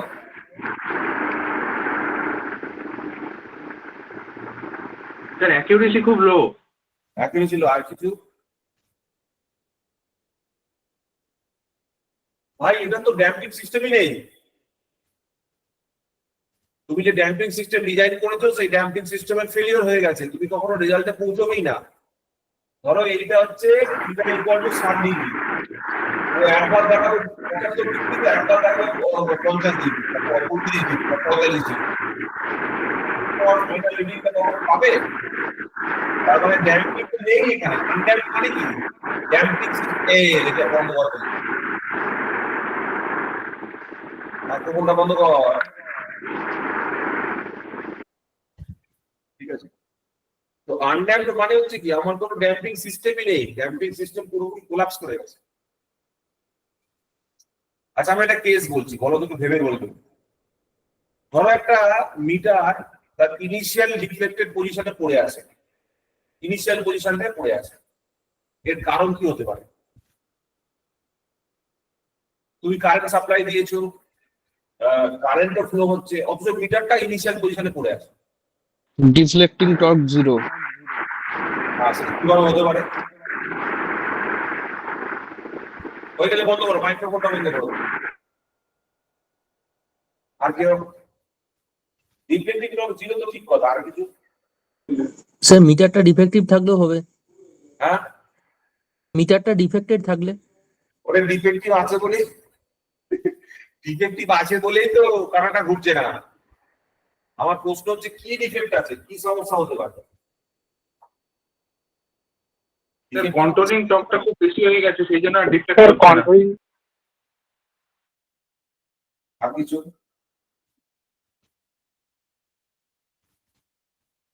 ধরো আমি একটা কন্ডিশন বলছি, ভালো করে শুনুন। তোমরা তো জানো যে কিছু ইনস্ট্রুমেন্ট এরকম আছে যেখানে ওই স্প্রিং গুলোই কারেন্ট ক্যারি করার কাজ করে, যে কন্ট্রোল স্প্রিং গুলো থাকে সেগুলো কারেন্ট ক্যারি করার কাজ করে, ঠিক আছে? বা ধরো এইরকম কোন পার্ট রয়েছে ইনস্ট্রুমেন্টের মধ্যে, ঠিক আছে, যার মধ্যে দিয়ে মেন সাপ্লাই কারেন্টটা ফ্লো হচ্ছে, ঠিক আছে? তো যদি আমি দেখতে পারি যে ডিফ্লেক্টিং ড্রপ 0, প্রথম কথা, ডিফ্লেক্টিং ড্রপ 0 হওয়া মানে হচ্ছে তোমার লোডে কারেন্ট ফ্লো হবে না। কি বললাম বুঝতে পারলে? ডিফ্লেক্টিং ড্রপ নেই, সেই কন্ডিশনে কারেন্ট ফ্লো হচ্ছে, এটা খুব রেয়ার কন্ডিশন। কারণ সবসময় মিটারের সঙ্গে সিরিজে থাকবে, ধরো এটা মিটার, মিটার, তারপর তো কোনো লাগা থাকবে, তো সিরিজে থাকবে। যদি এই অ্যামিটারটা কোনো কারণে কেটে যায়, সিরিজ কয়েলটা যদি কোনো কারণে কেটে যায়, ধরো এই যে কয়েলটা আছে, এই কয়েলটা ধরো কোনো কারণে কেটে গেছে, কয়েলটা যদি কেটে যায় তাহলে মিটারের ডিফ্লেকশনটা বন্ধ হয়ে যাবে, 1 নম্বর। আর লোডেও কারেন্ট হবে না, তার মানে লোডেও কারেন্ট পৌঁছবে না, কারণ অ্যামিটারটা তো কেটে গেছে। অ্যামিটারের যে কয়েলটা আছে, যেটার জন্য তুমি রিডিংটা পাচ্ছ, সেটা তো কারেন্টের সঙ্গে প্রপোর্শনাল, ঠিক আছে? বুঝতে পারছো আমি কি বলতে চাইছি? কথা তুমি বলতে পারো যে স্যার আমার যে কয়েলটা আছে সেই কয়েলে তো আমি শান্ট লাগিয়ে দিয়েছি, তো সেই শান্ট দিয়েও তো কারেন্টটা বাইপাস হতে পারে, অ্যামিটারের শান্ট দিয়েও তো কারেন্টটা বাইপাস হতে পারে। হ্যাঁ হতে পারে, ঠিক আছে? অ্যামিটারের শান্ট দিয়েও কারেন্টটা বাইপাস হতে পারে যদি আমার কয়েলটা কেটে যায়। তাহলে আমাকে এটাও ধরতে হবে যে শান্টও কেটে গেছে, কয়েলও কেটে গেছে। আমরা অ্যামিটারকে যখন দেখাই কিরকম দেখাই, এরকম তো কয়েল দেখাই, এই কয়েলের তো একটা শান্ট দেখাই না, শান্ট রেজিস্ট্যান্স। আমরা কি চাই? আমরা চাই যে কয়েলের মধ্যে দিয়ে খুব কম কারেন্ট যাক, ধরো যেটাকে আমরা বলি মিটার কারেন্ট, এটাকে আমরা বলি শান্ট কারেন্ট।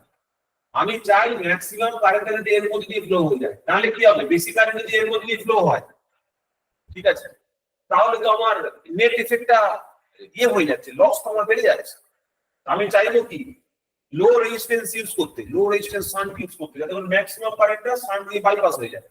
তার মানে আমাকে এটা বুঝতে হবে যে শান্ট এবং সিরিজ কয়েল এই দুটোকেই আমাকে কেটে যেতে হবে। দুটো যদি কেটে যায়, ইন দ্যাট কেস আমার লোডেও পাওয়ার সাপ্লাই হবে না, মিটার রিডিং পাবো না।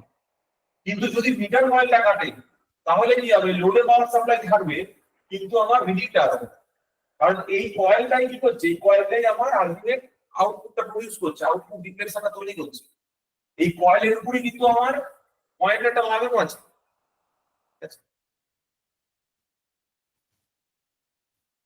এটা ডিফ্লেক্টিং টর্কে বললাম এই পয়েন্টারটা ডিফ্লেকশন দেখানো হচ্ছে, ঠিক আছে।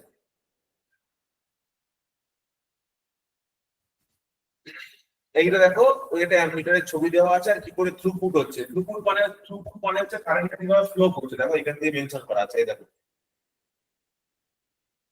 এই যে এইখান দিয়ে এই বরাবর কারেন্টের ফ্লোটা হচ্ছে, ঠিক আছে। এই রেড কালার দিয়ে স্প্রিং এর থ্রু দিয়ে কারেন্টটা ফ্লো হয়ে যাচ্ছে। আচ্ছা, এবার ধরো কোন একটা মিটার আর ফাইনাল ডিফ্লেক্টেড পজিশনে পড়ে আছে, ফাইনাল ডিফ্লেক্টেড পজিশন এফডিপি, ঠিক আছে। শেয়ার রিটার্ন আসছে, কি কারণ হতে পারে? Sir controlling torque 0। আর কন্ট্রোলিং টর্ক 0 আর কি হতে পারে?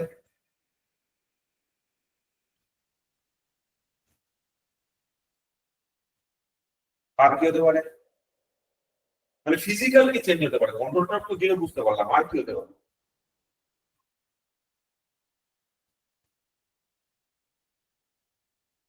ওই যদি স্যার স্প্রিং কন্ট্রোল হয় তাহলে স্প্রিংটা কোনোভাবে ডিফেক্টিভ আছে। স্প্রিংটা কেটে গেছে। এবার এই স্প্রিং কন্ট্রোলের মধ্যে একটা ব্যাপার আছে।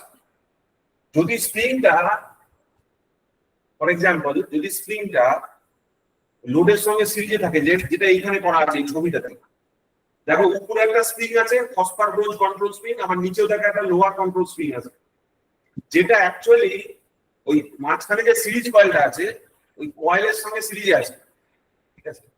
মেন কয়েলটার সাথে সিরিজে আছে। তার মানে কি, যদি আমি কন্ট্রোল স্প্রিং এর কানেকশন কেটে যায় কোনো কারণে, ঠিক আছে, তাহলে কিন্তু মেন কয়েলেও নিচের কয়েলেও কিন্তু আর সাপ্লাই পৌঁছবে না।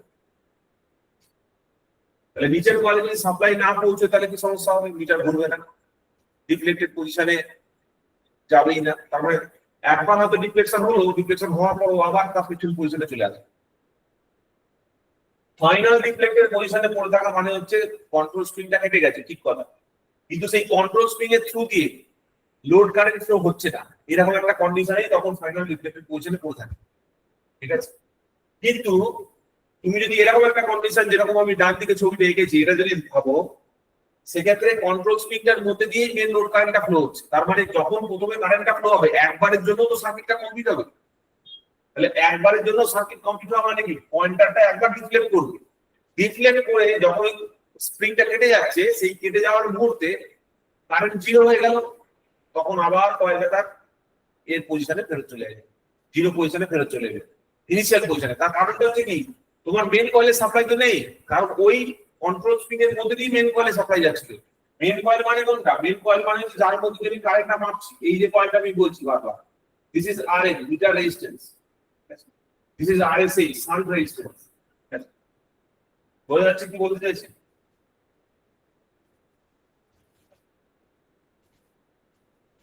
তাহলে ডিফ্লেক্টিং টর্ক প্রডিউস করার জন্য আমার কাছে এত সিস্টেম অ্যাভেলেবেল আছে, এত সিস্টেমের রেটটা আমি করতে পারি। এবার কোন মিটারে কোন সিস্টেম ইউজ করা হয় সেটা পাশে লেখা আছে। এই পুরো পেপারটাই, এই কোশ্চেন, এই পুরোটাই একটা কোশ্চেন, পুরোটাই একটা কোশ্চেনের মধ্যে পড়ে। আরো এই কোশ্চেনগুলো তো আমরা এরপরে করবো, যে কোন টাইপের মিটারে আমরা কি ব্যবহার করে থাকি। যেমন পিএমএমসি টাইপ মিটার কেবলমাত্র পিসি মেজারমেন্টের জন্য ইউজ করি। তার মানে কোনো একটা কোয়ান্টিটি যদি অ্যাভারেজ ভ্যালু মাপতে হয় তাহলে আমাকে পিএমএমসি মিটার ইউজ করতে হবে। EMMC, electromagnetic moving coil type meter, অথবা MI type meter, moving iron type meter, এগুলোর ক্ষেত্রে আমরা ডিসিএসি বোর্ড ইউজ করে থাকি, ঠিক আছে। ইন্ডাকশন টাইপ মিটার, এই দুটো ইন্ডাকশন টাইপ মিটারের ক্ষেত্রে অনলি এসি ইউজ হয়, এবং দুটো থেকে আমরা কি পাই? RMS value of the quantity under measurement কে পাই। রেকটিফায়ার টাইপ যে ইনস্ট্রুমেন্ট গুলো থাকে, this is nothing but a PMMC instrument, তার যার ইনপুটে একটা রেকটিফায়ার লাগানো আছে, ঠিক আছে। PMMC rectifier type instrument is nothing but a PMMC instrument যার সঙ্গে সিরিজে একটা রেকটিফায়ার কানেক্টেড করা রয়েছে। এবার দেখো, এখানে আমি লিখেছি কি, ফর্ম ফ্যাক্টর লিখেছি, ফর্ম ফ্যাক্টরটাকে গুণ করতে হয় PMMC মিটার রিডিং কে, তাহলে আমার পাওয়া যায় রেকটিফায়ার টাইপ মিটারের রিডিংটা, ঠিক আছে। তাহলে কোন একটা মিটারে যদি আমি ইনপুটটা চেঞ্জ করি, ধরো সাইনোসয়েডাল পরিবর্তে যদি এই বিভিন্ন ওয়েভ দিই, তাহলে সেই অনুযায়ী আমাকে কেএফটা চেঞ্জ করতে হবে। ফর্ম ফ্যাক্টরটা চেঞ্জ করে তাহলে আমরা অ্যাকচুয়াল পিএমএমসি রিডিং থেকে ওই স্কোয়ার ওয়েভের ডিফারেন্ট ভ্যালুগুলোকে ডিটারমাইন করতে পারবো। এখানে দেখো বিভিন্ন টাইপের স্প্রিং এর ছবিগুলো দেওয়া রয়েছে। স্প্রিং কন্ট্রোলের ক্ষেত্রে কি হেলিক্যাল স্প্রিং ইউজ হয়, স্পাইরাল স্প্রিং ইউজ হয়, ঠিক আছে।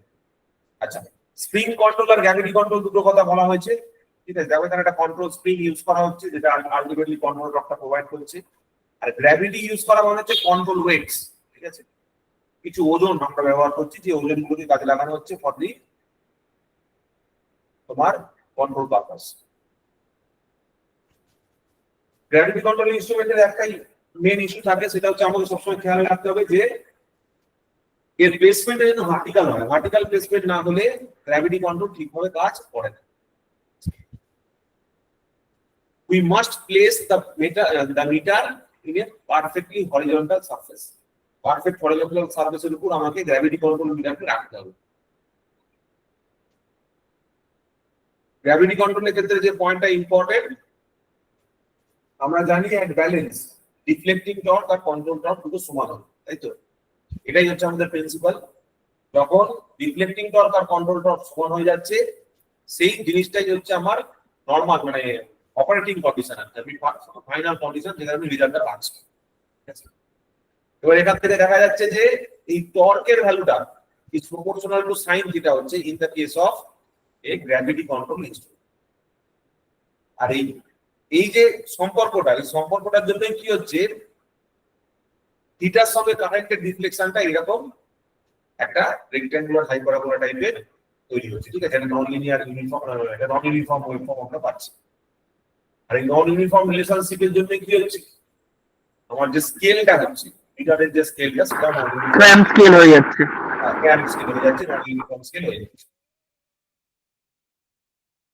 Non-uniformity is because of this sin theta component, ঠিক আছে। গ্র্যাভিটি কন্ট্রোল থাকে স্যার একমাত্র পিএমএমসি তেই তো লিনিয়ার স্কেল হয়, বাদ বাকি গুলো তো সবই নন লিনিয়ার স্কেল। যদি গ্র্যাভিটি কন্ট্রোল ইউজ করা হয় তাহলে পিএমএমসি ইনস্ট্রুমেন্টও কিন্তু ক্র্যাম্প স্কেল হয়ে যাবে। যদি পিএমএমসি ইনস্ট্রুমেন্টে গ্র্যাভিটি কন্ট্রোল ইউজ করা হয় সেক্ষেত্রে কিন্তু সেটাও কিন্তু স্যার জেনারেলি তো ইউজ করা হয় না, ম্যাক্সিমাম তো পিএমসি তে স্প্রিং কন্ট্রোলই ব্যবহার করা হয়। হ্যাঁ, তো এই দুটোরই বলা হয়েছে, কিন্তু দুটো কন্ডিশনই বলা হয়েছে, তাহলে কেস 1 কেস 2। এই ক্ষেত্রেও নন ইউনিফর্ম হচ্ছে, এর ক্ষেত্রেও নন ইউনিফর্ম হচ্ছে, দুটোই নন ইউনিফর্ম নেচার দেখা যাচ্ছে in case of gravity control. বারবার বলছি, অ্যাডভান্টেজ কিছু দেওয়া আছে, কিছু ডিসঅ্যাডভান্টেজ দেওয়া আছে, এটা পড়তে হবে আমাদের, ঠিক আছে। এর কোনো এজিং এফেক্ট নেই, টেম্পারেচার এরর আছে, ঠিক আছে। এই সরি, কোনো temperature has zero effect, temperature এরকম এফেক্ট নেই, কস্ট কম হচ্ছে।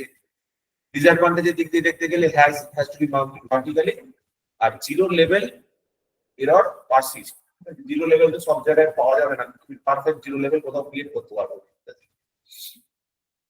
সব জায়গায় ওই ব্যালেন্সটা ক্রিয়েট করা যায় না। আচ্ছা, স্পাইরাল কন্ট্রোল, দেখো স্পাইরালের ক্ষেত্রে স্প্রিং কন্ট্রোল, যেক্ষেত্রে আমরা তোমার হেলিক্যাল স্প্রিং, তারপর স্পাইরাল স্প্রিং এগুলো সব ইউজ করবে। এই স্প্রিং কন্ট্রোলের ক্ষেত্রে এই একটা ফর্মুলা আমাদের পরীক্ষায় জিজ্ঞেস করে, ঠিক আছে। স্প্রিং কন্ট্রোলের যে কনস্ট্যান্টটা কেসি, এই constant KC is equal to ED T Q by 12L। এখান থেকে একটা প্রশ্ন দিয়েছিল পরীক্ষায় যে থিকনেসের কিউবের সঙ্গে প্রপোর্শনাল না স্কোয়ারের সঙ্গে প্রপোর্শনাল না থিকনেসের সঙ্গে প্রপোর্শনাল, সেই নিয়ে একটা কোশ্চেন দিয়েছিল। হচ্ছে spring control, the spring constant is কার সঙ্গে প্রপোর্শনাল, আর কি এরকম ভাবে কোশ্চেনটা ফ্রেম করেছিল, যেখানে ই হচ্ছে ইয়াংস মডুলাস, ই হচ্ছে ব্রেড। হ্যাঁ,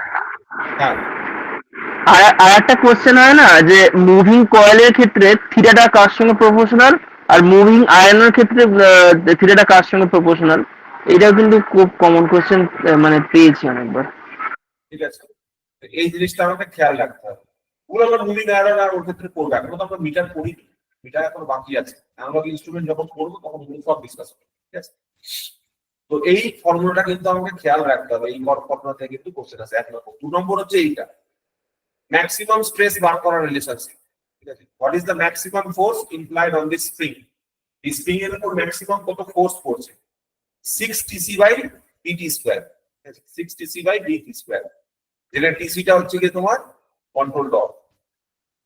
এই ম্যাক্সিমাম স্ট্রেসের ফর্মুলা থেকেও কোশ্চেন আসে যে টি এর সঙ্গে থিকনেসের সঙ্গে কিরকম ভাবে প্রপোর্শনাল, মানে স্প্রিং এর থিকনেসের উপর অনেক কিছু ডিপেন্ড করে, ঠিক আছে? স্প্রিং এর থিকনেস বাড়লে কেসি বাড়বে, KC is nothing but the constant.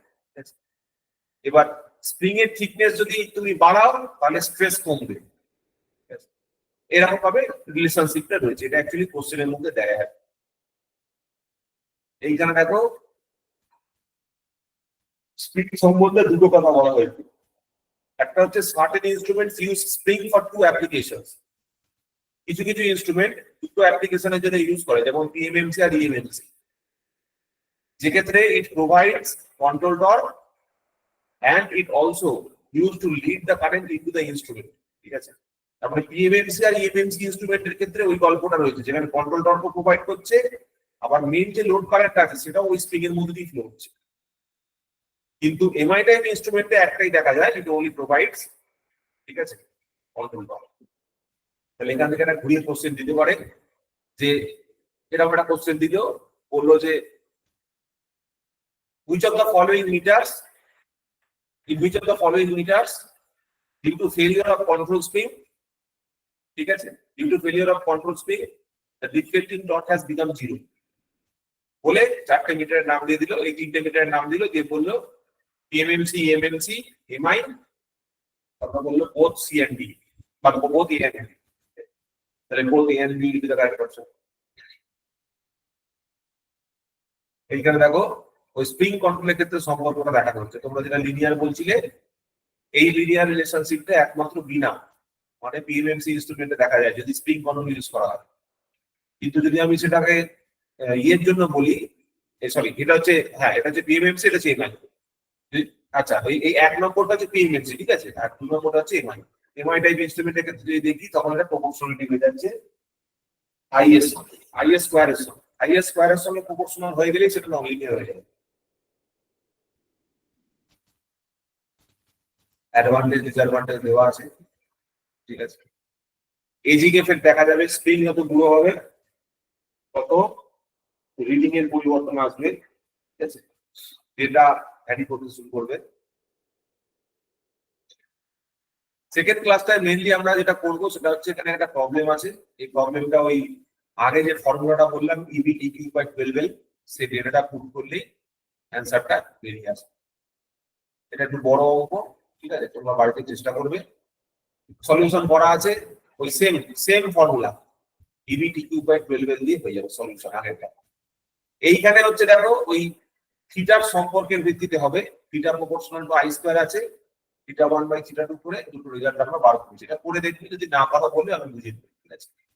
এগুলো বড় অঙ্ক, এগুলো কনসেপচুয়াল প্রবলেমের জন্য দরকার আছে। গ্র্যাভিটি কন্ট্রোলের ক্ষেত্রে কি বলছে, the instrument must be kept in vertical position, আগের কথাটাই বললো। নন লিনিয়ারিটি এন্ড গ্র্যান্ড স্কেল দেখা যাচ্ছে গ্র্যাভিটি কন্ট্রোলের জন্য, ঠিক আছে।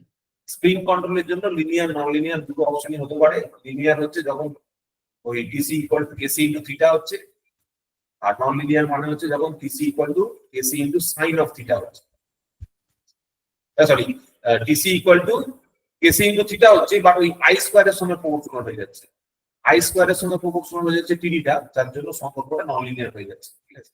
স্প্রিং কন্ট্রোলের ক্ষেত্রে কিন্তু সাইন থিটা হয় না, রোবোটিক গ্র্যাভিটি কন্ট্রোলের ক্ষেত্রে কেসি সাইন থিটা হয়, ঠিক আছে। তাহলে পিএমএমসির জন্য আই এর সঙ্গে প্রপোর্শনাল, এমআই এর জন্য আই স্কয়ারের সঙ্গে প্রপোর্শনাল, স্প্রিং এর জন্য থিটার সঙ্গে প্রপোর্শনাল, তো গ্র্যাভিটির জন্য সাইন থিটার সঙ্গে প্রপোর্শনাল। চার রকম ড্যাম্পিং আছে, air friction, liquid friction, eddy current আর ইলেকট্রোম্যাগনেটিক, ঠিক আছে। চার রকম ড্যাম্পিং আছে। এবার কোথায় কোনটা ইউজ করা হয় সেইগুলো দেখো লেখা আছে। এয়ার ফ্রিকশন ড্যাম্পিং ইউজ করা হয় এমআই টাইপ ইনস্ট্রুমেন্ট আর ইএমএমসি টাইপ ইনস্ট্রুমেন্টে। ফ্লুইড ফ্রিকশন ড্যাম্পিং ইউজ করা হচ্ছে electrostatic voltmeter, wall mounted type meter সেগুলোতে। এডি কারেন্ট ড্যাম্পিং ইউজ করা হচ্ছে পিএমএমসি আর ইন্ডাকশন টাইপ ইনস্ট্রুমেন্টে। ইলেকট্রোম্যাগনেটিক ড্যাম্পিং ইউজ করা হচ্ছে গ্যালভানোমিটার আর ফ্লাক্স মিটারে। এখানে দেখো তোমাদের ওই পুরনো যে ছবিটা সেটা দেওয়া হচ্ছে কিভাবে এয়ার ফ্রিকশন ড্যাম্পিংটা কাজ করছে। তোমরা আশা করি যেটা জানো, যেটা একটা এয়ার চেম্বার আছে, এই এয়ার চেম্বারের মধ্যে দিয়ে এই একটা প্লাঞ্জার আছে, পিস্টন টাইপের আছে, সেই পিস্টনটা মুভ করে।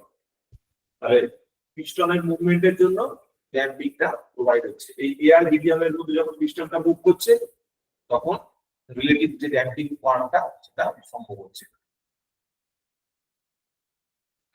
এইখানে দেখো আরো একটা ছবি আছে এয়ার ফ্রিকশন ড্যাম্পিং এর, ঠিক আছে, কিভাবে মিটারটা কানেক্টেড থাকে তার একটা ডিটেইল ফিগার এখানে দেখছি। ফ্লুইড ফ্রিকশন ড্যাম্পিং এর কথা বলছে। ফ্লুইড ফ্রিকশনের জন্য ফ্লুইড ফ্রিকশন ড্যাম্পিং প্রোভাইড করার জন্য দেখো ইনস্ট্রুমেন্টের সঙ্গে একটা স্পিন্ডলের থ্রু দিয়ে একটা অয়েলের মধ্যে এরকম একটা ফ্ল্যাট বা ডিস্ক, ঠিক আছে, প্লেস করা আছে। যখন পয়েন্টারটা ঘুরছে তার করসপন্ডিং এই ডিস্কটাও কিন্তু অয়েলের মধ্যে ঘুরছে, যাতে করে ড্যাম্পিংটা প্রোভাইড করা যায়। প্রপার্টি কি কি হওয়া উচিত ফ্লুইডের? ফ্লুইড ফ্রিকশন ড্যাম্পিং এর জন্য এখান থেকে কোশ্চেন আছে, ঠিক আছে। No reaction between the vane and the fluid. The liquid should not evaporate করলে চলবে না, এই ব্লেডের সঙ্গে কোনো রকম রিঅ্যাকশন করলে চলবে না। The velocity of the liquid shall not vary with temperature, ঠিক আছে। ভিসকোসিটি স্যার ওটা। ভেলোসিটি গুলো তোমার ফিক্স রাখতে হবে, ঠিক আছে। It should B a good insulator, insulating property ভালো হতে হবে, ঠিক আছে। এডি কারেন্ট ড্যাম্পিং তোমরা জানো, ঠিক আছে। এডি কারেন্ট ব্যাপারটা কি? এডি কারেন্ট ব্যাপারটা হচ্ছে যে একটা মেটালিক বডিতে যে সার্কুলার কারেন্টটা তৈরি হচ্ছে বিকজ অফ কোনো কোনো এক্সিস্টিং অল্টারনেটিভ ফ্লাক্স। কোনো অল্টারনেটিভ ফ্লাক্স যদি কোনো সিস্টেমে থাকে তাহলে তার জন্য তার নিয়ারেস্ট যে কোনো মেটালিক বডিতে বা মেটালিক পার্টে এরকম যে সার্কুলার কারেন্ট তৈরি হচ্ছে, এইটাই হচ্ছে আমার কাছে এডি কারেন্ট। আর এই এডি কারেন্টটাকে ড্যাম্পিং এর জন্য আমরা ইউজ করে থাকি আমাদের যে ডিফারেন্ট মিটারস আছে, ঠিক আছে, সেখানে ড্যাম্পিং এর পারপাসে ইউজ করা হয়, ঠিক আছে।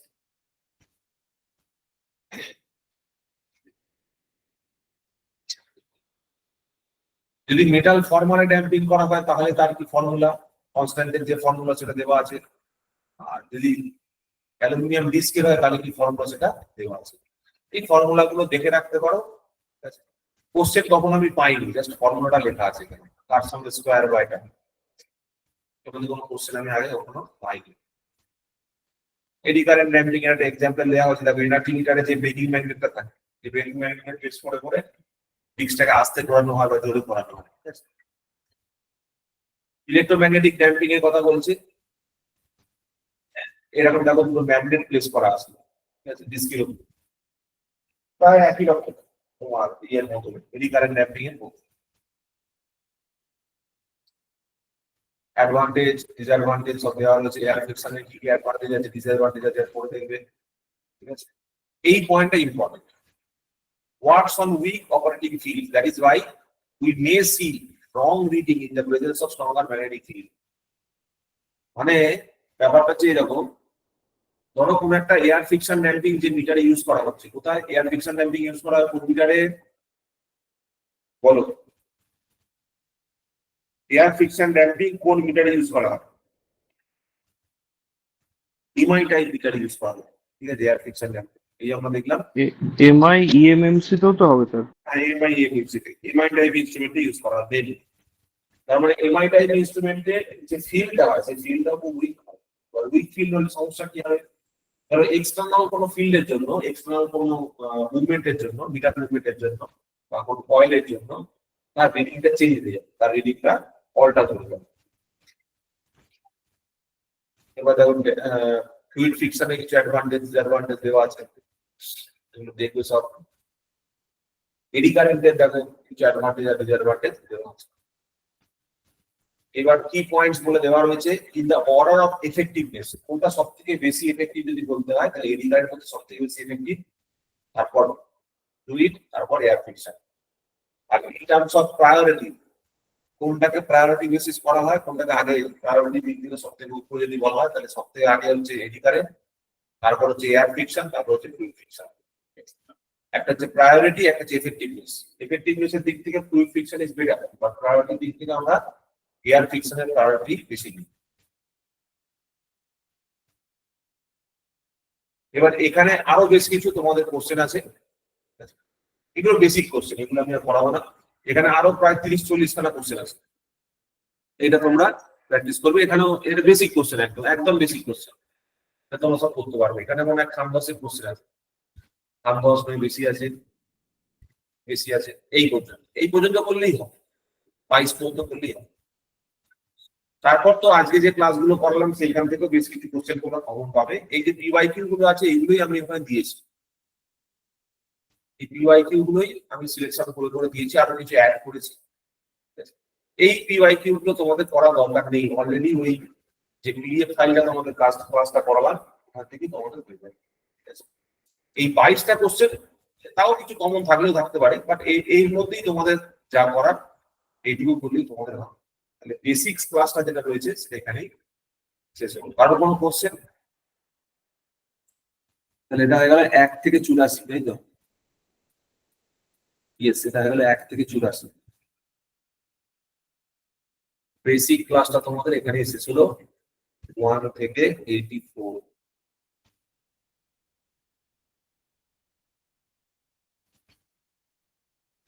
আপাতত আমি এখানে সেভ করে রাখছি।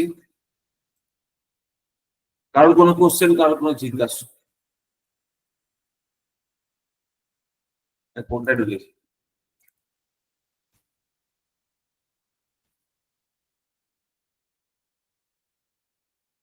বলো ভাই সকল, কারোর কোনো কোশ্চেন আছে? ক্লাস যদিও 2, বাট 1 আর 2 এখানে কম্বাইন্ড হয়ে গেল। 23/6।